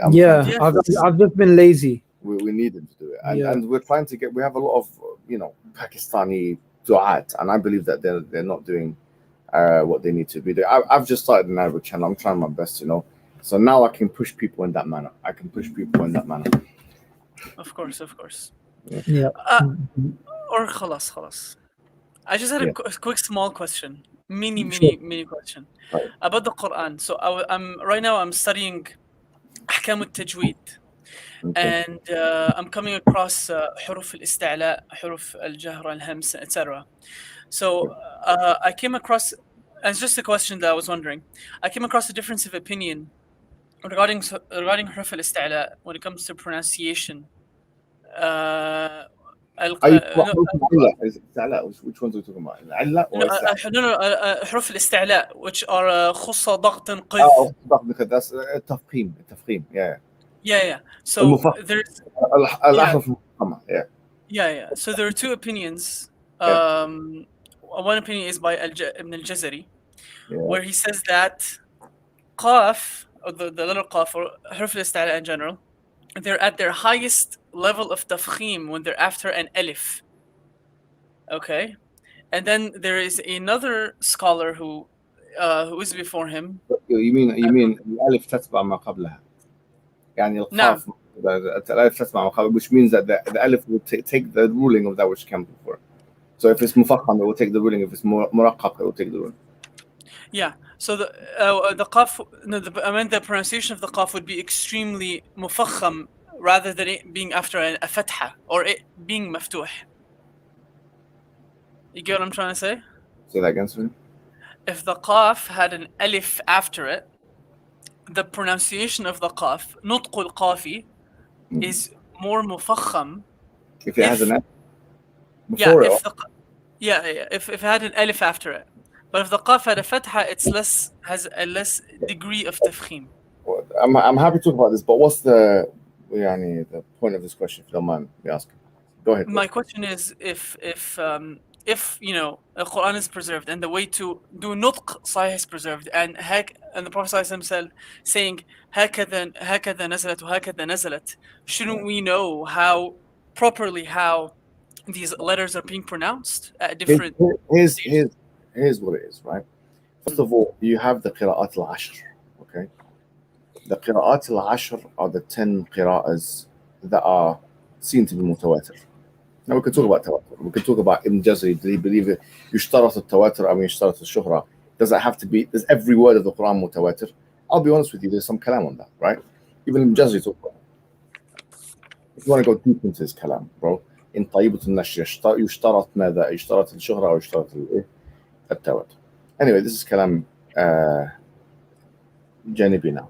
The question is, there are two different things which are differences, okay? There are what you call asli differences in the qira'at, and you have farshi differences, okay? These are the two categories of difference. The asli differences are the differences in tajweed rules. Like for example, you mentioned qaf. Okay, is the qaf, is it mukhfa or not?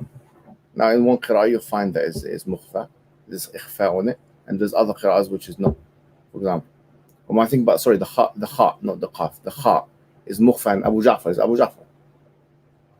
Yes, I think it's Abu Ja'far. It's mukhfa. It's yes. So you'll say like you put the ikhfa on the kha in one qira'ah, but the other qira'ah you will not put the ikhfa on the kha. You'll do, because hamzun, ainun, ha'u, muhmal, thumma ghaynun, kha'u. These are the, according to Jamzuri, like, you know, the ahruf of idhar. No, this is idhar. Hamzun, ha'u, ainun, ha'u, muhmalatani, thumma ghaynun, kha'u. These are the ahruf of idhar.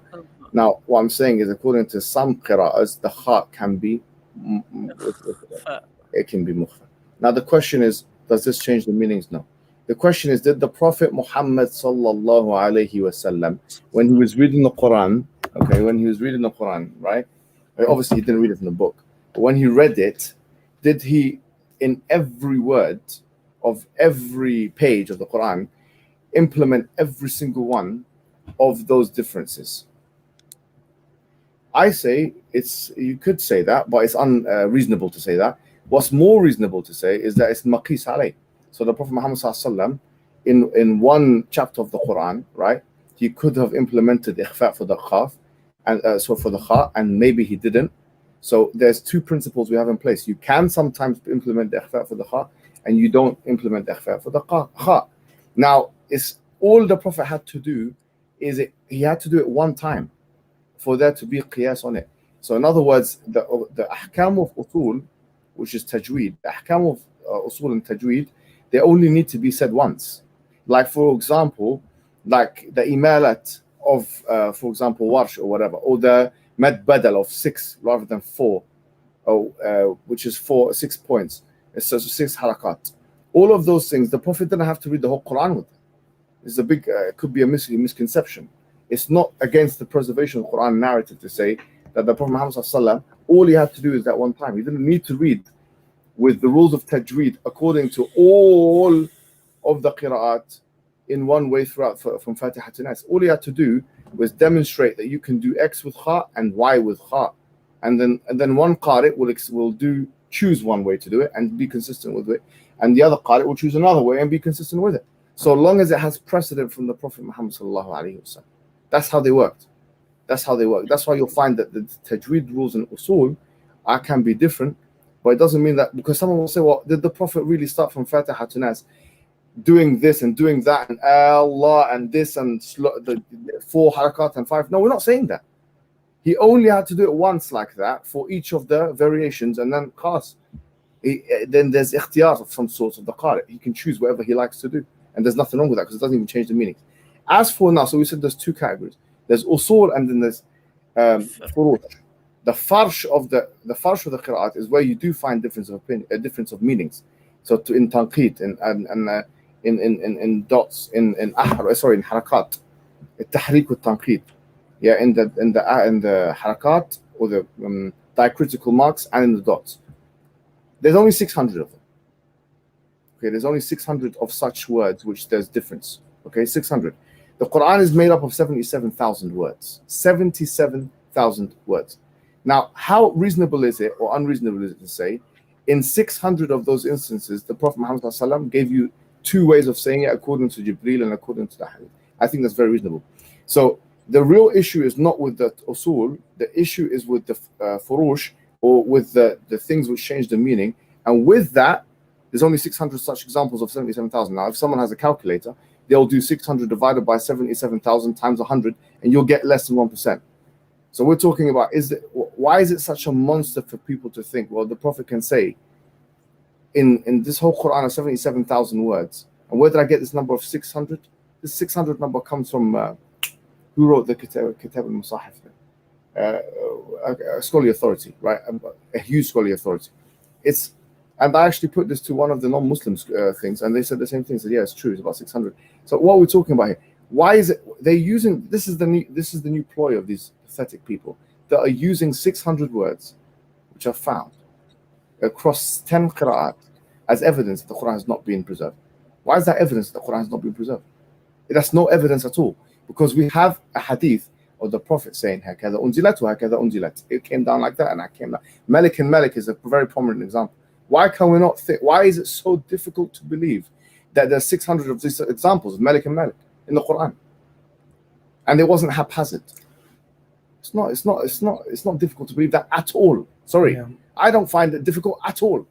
And if you do find it difficult, I think that's the problem is with you, not with the Quran or with the Qira'at or with any of those things. So usul, they say it's unreasonable that all the usul and all the tajweed rules that the Prophet said it in all these different ways. We say you're right, it is unreasonable, but he didn't have to do that.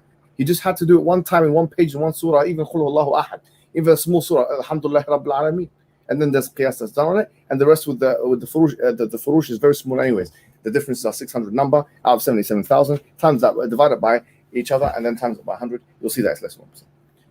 All right, we're coming too close to 12 o'clock, so I think we need to we have one or two wrap more. it up. Yeah, طيب, no problem. All right, thank you guys a lot. Jazakallah khair. Jazakallah khair. Assalamu alaikum.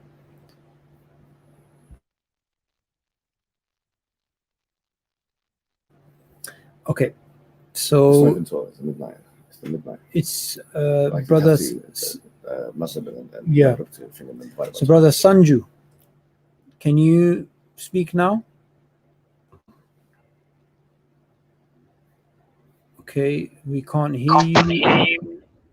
So we'll go to brother Fez. Hello. Brother Fez, Hello. Can you hear me? I think you have open with YouTube, and that's why Hello. there's an echo. Can you hear me? Yeah, we can hear you. But what's the problem? Right. Sorry. I'll turn the fan off. How can I turn the echo off? It's off now. All right.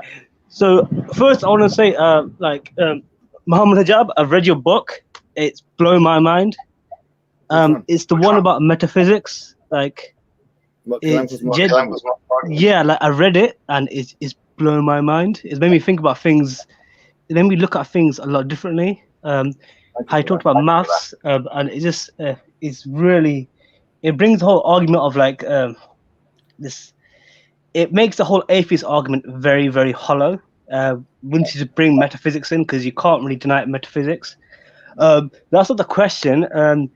I'll try to be quick because I think there's all people waiting, and I've just got one question.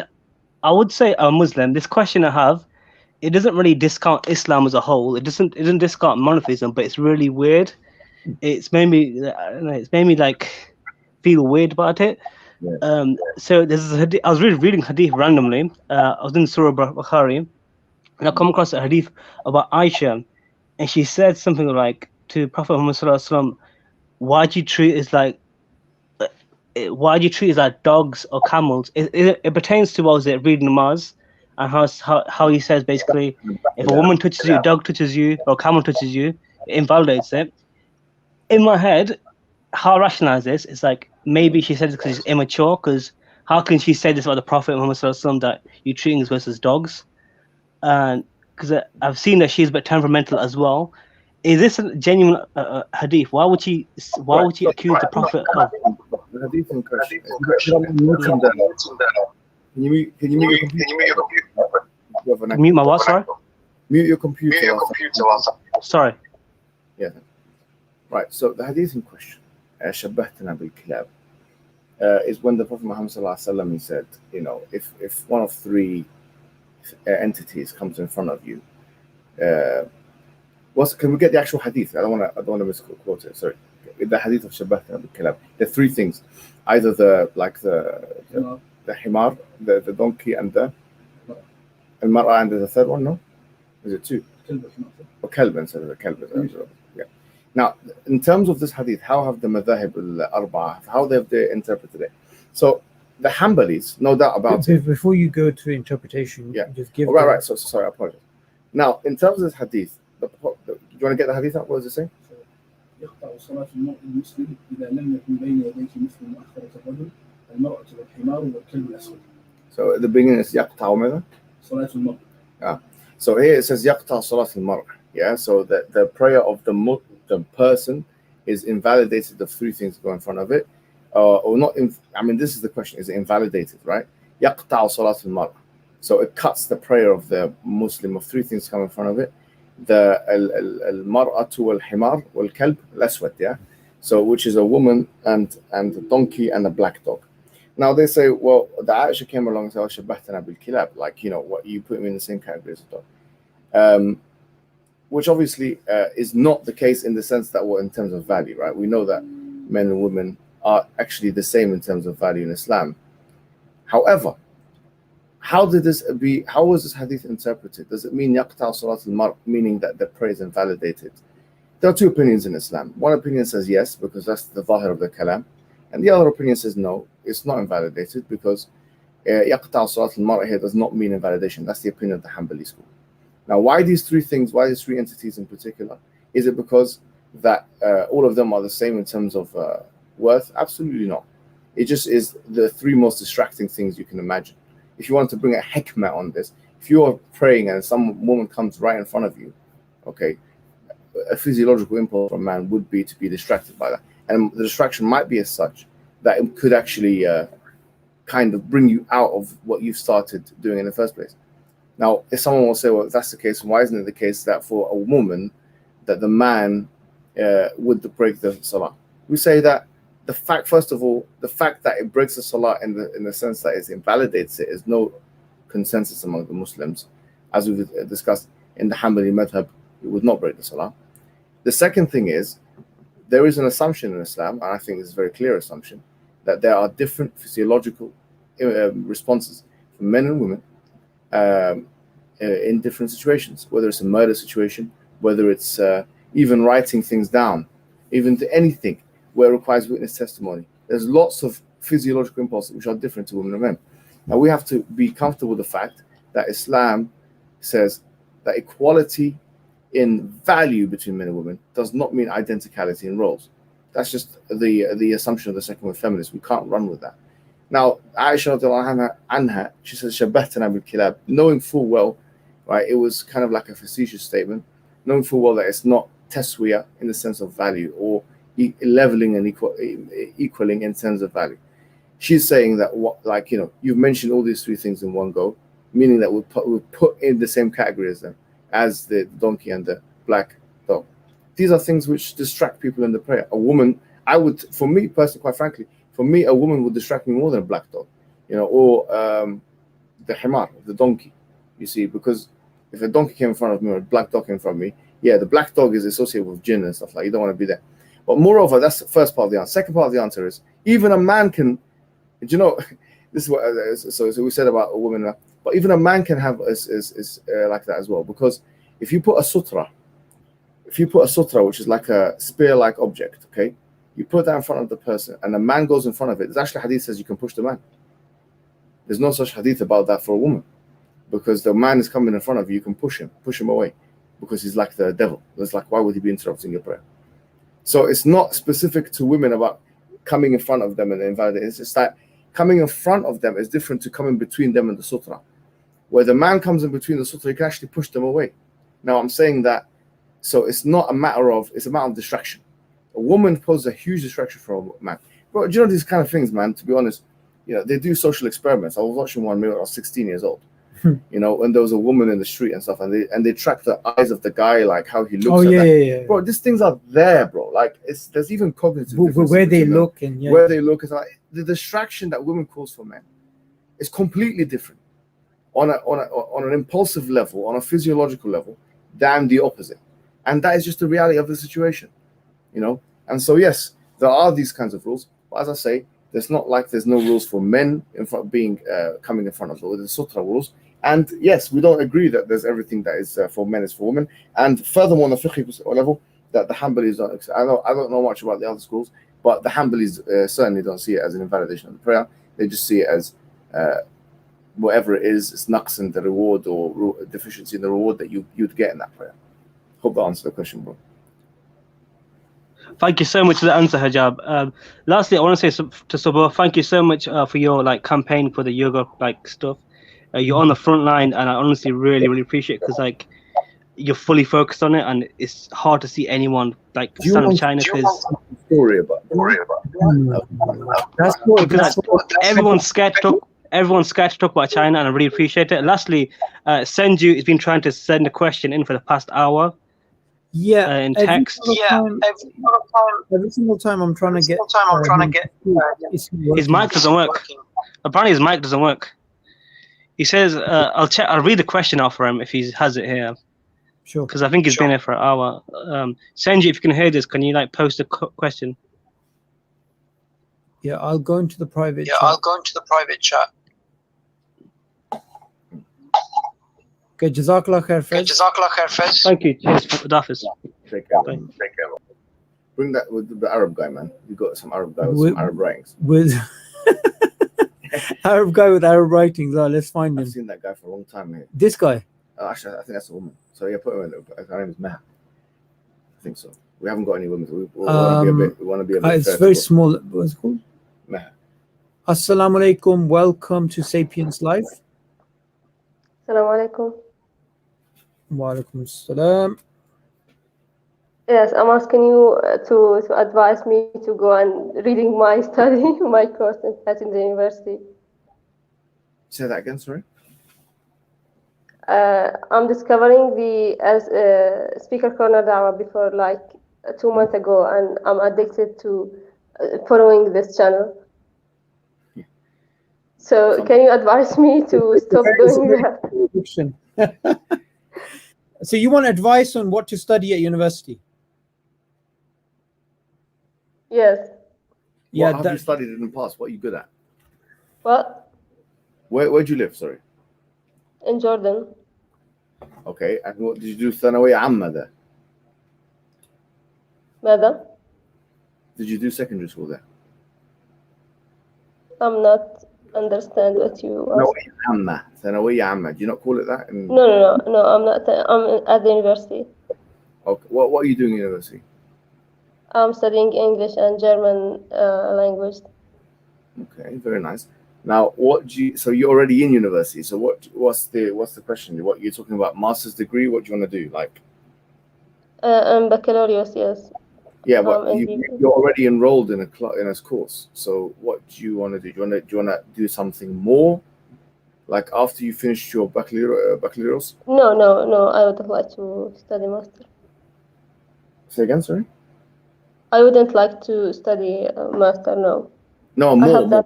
When you finished your degree in German and in English, what do you want to do? What do you want to do? A magister? What do you want to do? I want to search about job. Job? Yeah. I'm sure in Jordan they have some organizations that can help you with this. No? Inshallah. Why can I ask you a question, Maha? Why job? Are you not thinking of having a family, something like that? Is that something you're thinking about yourself? It's difficult to find some suitable one. Yeah, but Jordan is filled with Ahl al-Khair. Very good people. Inshallah. Yes. Because I want to tell you something, Maha, okay? Yeah. Let me give you, since you've come on, maybe you're looking for some advice, I want to give you my advice. How old are you, 22 or something, 21? I don't know. Look, you've got to be careful of something, Maha, yeah? Yeah. You've got to be careful of entering the workplace with the feeling that this is going to be a substitute for a family. Let me tell you something. One of the biggest studies that has ever been done in psychology, okay, was a study that was done between the years of 1970 and 2000, I think, or 1990. And it was a study by someone called Oswald, okay? and you can find this online. And basically, in the years which corresponded with when the feminist movement became very powerful, the immediate after effect, where women were getting more money now because they were working and something like that, it corresponded perfectly and exactly with the time where they were the least happy in their lives. And according to the study, their happiness went down almost in commensurate or mirrored way to how men's happiness went up. Men were happy not committing. Men were happy that the woman is paying more for his wallet is getting bigger and so on. The resource extraction, as they call it, these people, red pills and so on, that was not happening. So what we need to understand is if you decide to go into the world of work, okay, and you somehow prioritize that over some things which you will find natural, let me just put it in that sense, then what will happen is that according to... Can you repeat the few words that you say, because I'm not understand? If you go into the amal, if you go into work and you start having a career, okay, then what will happen is when you reach your 30s, you're very likely to be in a state of depression. Okay, if you sacrifice what could have been a healthy, happy family life, according to the data that we have. I'm not saying this as from my opinion. No, this is according to the data that we have. Yeah? I'm not against the family idea, but yes, there's I don't know how can I explain it. Let me tell you something interesting, Maha. Yeah. Yes. Jermaine Greer, one of the prominent feminists. I was reading something recently. She came out. She was one of the top feminists, nisawiyat, in the 60s, in the sittinat. And what happened is, she was talking about actually the same thing, being a housewife as a slave and all this kind of kalam, and في آخر المطاف, what happened to her is she said something so powerful in a book that she wrote called The Whole Woman. You know what she said? She goes, I mourn for my unborn children, which means أنا أحزن على أولادي الذين لم يولدوا, that because she never wanted to have kids. So she's mourning for the fact that she never had kids because she was attacking the housewife, she was attacking the mother. So she had a change of heart. And then do you know what she said as well, Maha? And this is the Shahid min al-Kalam in her book, The Whole Woman. You know what she said? Shahid min al-Kalam, that she said that we have to now start looking at full-time mothers as a career option. As a career option. People realize that late, sadly. Look at her. She was one of the founding mothers of the feminist movement. She came 20, 30 years later after saying all this stuff. And she said, no, actually, we have to start looking at a mother and the housewife as a full-time career option. This, among many different examples of, this Betty Friedan, who wrote The Feminine Mystique. She wrote another book, by the way, people don't know about it. And it's called The Second Stage. And in that book, she was saying that, the whole comfortable concentration camp, the home is a comfortable concentration. She said this was extremist. She said I think it was a bit extreme, and she realized that because women were following her advice, they were becoming more sad. She wrote that herself. She realized that because women, they had so much pressure on them to go into amal, work, and so on. It's like you right now. I have to do amal. I have to do work. You don't have to do any of that. To be honest with you, Maha, you don't have to do. You can do it as much as you want to do. You can do part-time work. You don't have to make money. That's not really your responsibility. You can get someone else, a man, to do it. Let him do it. Why do you have to do this? You can do talab al-ilm, and raising awlad and teaching them, rather than that you become the man, and you have a double burden. That you have to get the money and this and that, and also you have to be the woman and why all of this? Why all of this? Is enough for the woman. She has a lot of work on her hands anyway. So I would say don't get addicted to the world of work. The sound is not clear now.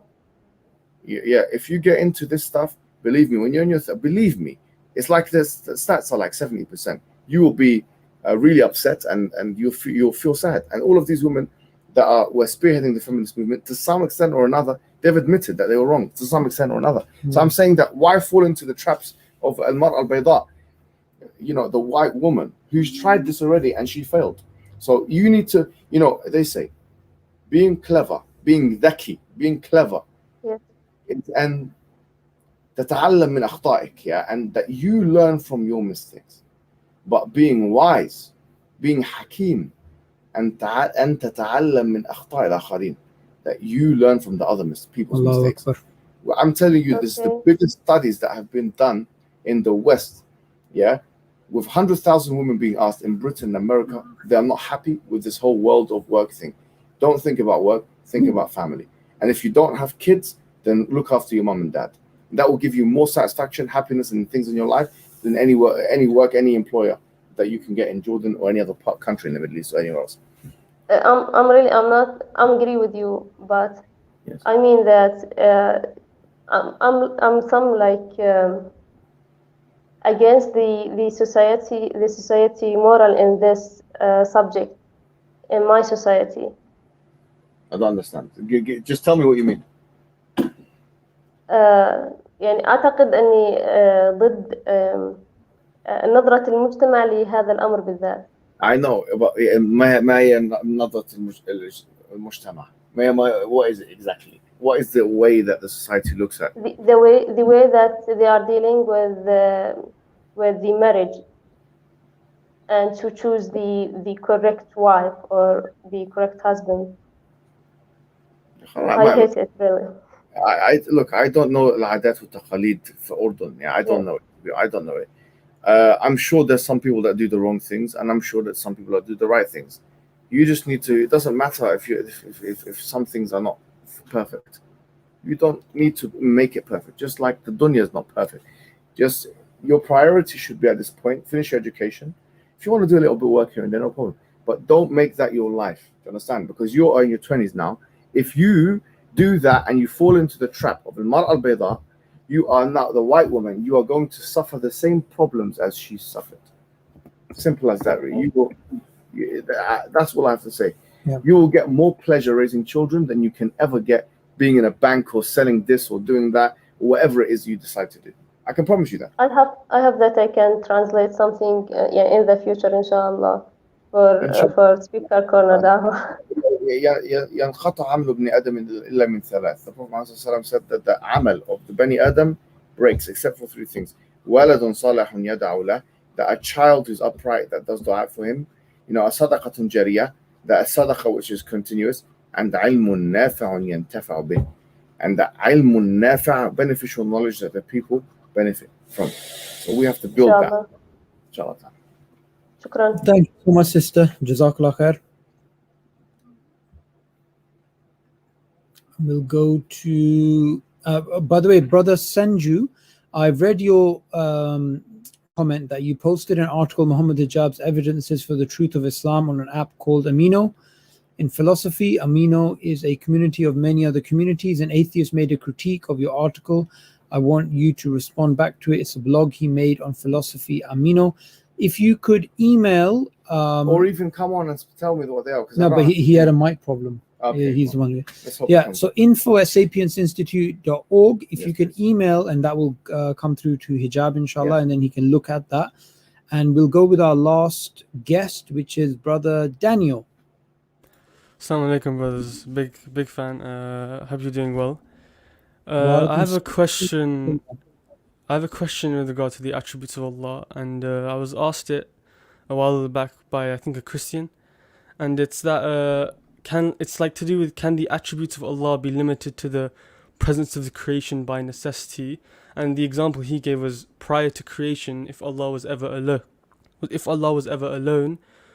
why would there be a need for the mercy, like the infinite mercy or the ever forgivingness of Allah? And I guess, like, in between it sprouts the question, is the need for the attribute a determiner, and is the attribute ever present in Allah? So the answer is no. The need for the attribute, the so-called need for the attribute, is actually the wrong wording, because Allah does not need anything, right? But it's not that Allah here adjusts his attributes based on what's out there. It's that Allah is, and everything will follow, right? So there is a very famous hadith, كان الله ولم يكن شيء معه. وكان عرشه على الماء. There's two readings of this hadith. One is like Allah existed, and there was nothing with him. And there's one additional part of the hadith which says وَكَانَ عَرْشُهُ عَلَى الْمَاءِ, and that his arsh, or his throne, was on the water, which would indicate that there was something there, right? So that's why the scholars have differed. Was Allah ever alone in that sense? But anyway, the point is, it's irrelevant, because if you get someone who is all loving, a very loving person, loves his children, so on, you put him in a desert island, he's not going to lose his attributes. At the end of the day, Allah does not need to exercise the attributes in order for him to have it, and that is a logical fallacy, to think that you need to be exercising something in order to have it. That is foolishness, and there's nothing to presuppose that. And the Christians will come and say, well, that's why the Trinity makes sense, because love needed to be a thing, to be manifested to someone, so that the bodies of the Trinity are all showing each other love. So, okay, well, do you believe that a creation ex nihilo? They say, yes, we believe in. Most of them do believe in creation ex nihilo, meaning they believe that there was a point where the creation was there. So, what Allah was creating? What about forgiveness? Were the human beings always there that needed forgiveness? No. So, what about forgiveness? There's so many examples of that Christians cannot answer those. So, they are selective in choosing which attributes they think need to be manifested based on the attribute or based on the situation. But then, once again, they're not applying that to all the attributes of God. We're saying, therefore, in a long story short, that it's not the case that Allah is like some evolutionary theory, that Allah only has attributes to the need of the environment around him. That's such like an anthropomorphistic way of thinking about it. Like it's just like what Ibn Taymiyyah says, "Ja'alullah al-far'a." They made Allah the branch, and they made themselves the asl. They made themselves the field. So it's like they're reasoning backwards from the creation, and they think that whatever applicable to us is applicable to Allah. This is nonsense. And there's nothing in mantiq, in logic, or in any aql that will make us think that. Yeah, thank you very much. Appreciate the answer. Jazakallah khair, Brother Daniel. May Allah bless you. Thank you for joining us on Sapience Institute Live. Jazakallah. Okay, so we're going to come to an end now. Anybody who we didn't invite, we really do apologize. A lot of people were trying to join, and obviously... Last person. Okay, there you go. Oh, okay. Assalamu alaikum. Assalamu alaikum. Thanks a lot. On the request of Mohammed Hijab, we added you as the additional guest after Brother Daniel. Put the camera on, so let's just keep It's awesome. Thanks a lot. So yeah, I had a question regarding the absurdity of infinite regress, and I was like how do we know that infinite regress is absurd? Like, especially in light of things like the Zeno's paradoxes and so how do we justify that infinite regress is something that is absurd? Yeah. Okay. Well. Look, are you aware of the standard way that the absurdity of the infinite regress is explained, or do you? Yeah. Can I state it? So it's basically that. So, for instance, just in the case of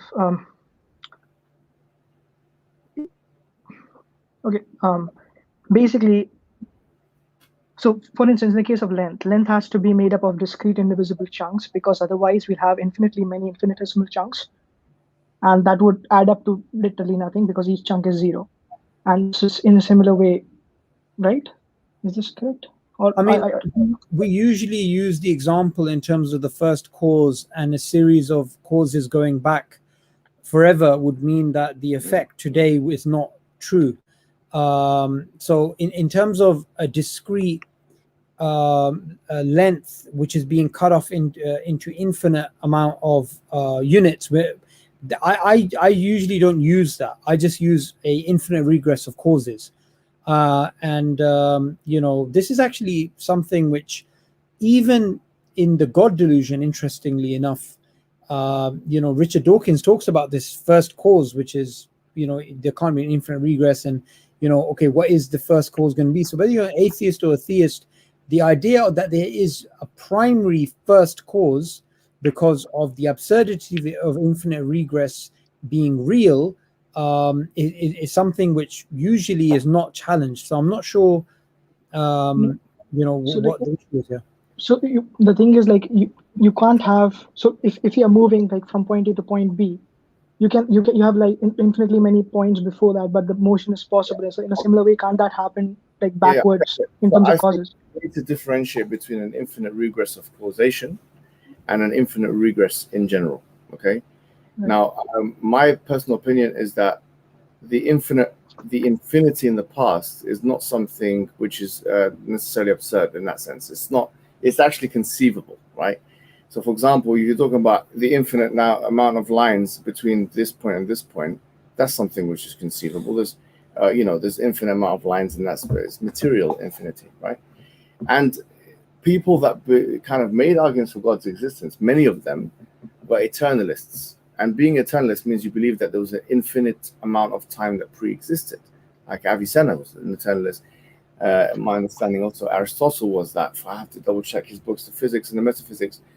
But funny enough, Ibn Taymiyyah, in a sense, he believed that what you call hawadith la awwala laha, which is basically like things existed one after the other perpetually up until no point. So they all of these eternalists, they differentiate very clearly, concisely between an infinite regress of, say, time, infinite regress of things, whatever those things may be, and on the other hand, an infinite regress of causation.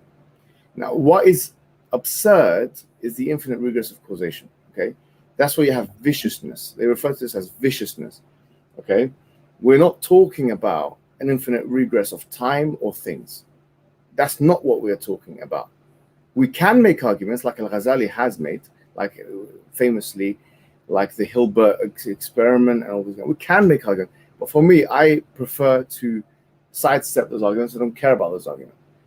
Me personally, I find the strongest way to deal with the infinite regress of causation point is exactly the way that Avicenna dealt with it, which is to say that if you believe in that, then there's the absurdity of believing that causes will be effects, and the effects will be the same causes for those effects. There's one level of absurdity. And another point of absurdity, and this is mentioned, by the way, in Herbert Davidson's book, probably the best book on ancient kalam in the English language, which is about Jewish kalam, also about Arabic kalam and so on these matters, okay? And of course, you can read Frank Griffith for Al-Ghazali, who believes that any kind of infinity in the material world would be impossible. But what Avicenna does, which I think is a stroke of genius, he says, okay, you want an infinite regress of things. An infinite regress. You've got an infinite regress, no problem. Let's just assume that there is such a thing as an infinite regress. Okay, let's assume that infinite regress exists. Let's assume, no problem. I haven't got a problem. Let's do it. So what now? So is this infinite regress, is it dependent or is it independent? Now this is the question. If they say, well, it's dependent, then what is it dependent on? It has to be dependent on something which is either dependent or independent. And then the infinite regress will require an infinite regress of itself. And then you have another problem here. Or you could say the infinite regress itself, or the set of things which constitute the infinite regress, that thing is a necessary existence, that is independent. Well, we say anything that is made up of parts is generated. The set of infinite regress is made up of parts, therefore the set is generated. Therefore, it can't be the necessary existence. The necessary existence can't be made of parts. We're saying, therefore, that even if you presuppose the existence of an infinite regress, it doesn't solve the problem of dependence. Why? If you say, well, there existed an infinite tree, and I've made this point with Edward Tabash, but I want to repeat it in his debate. If you believe in an infinite tree, you must believe that with that infinite tree there's an infinite sun, because a tree does not exist without the sun. You can't have photosynthesis and continuation of life without the sun.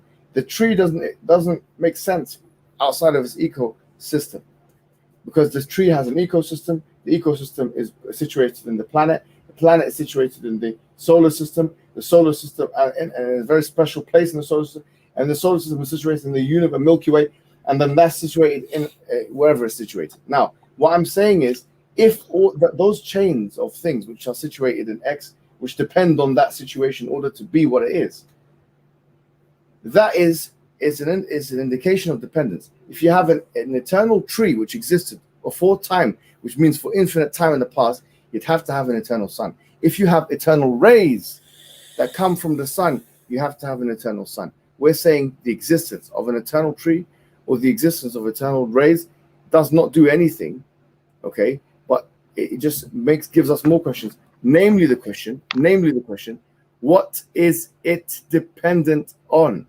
This is the question that I'm asking. What is the infinite regress dependent on? It can either be dependent on itself or dependent on something else.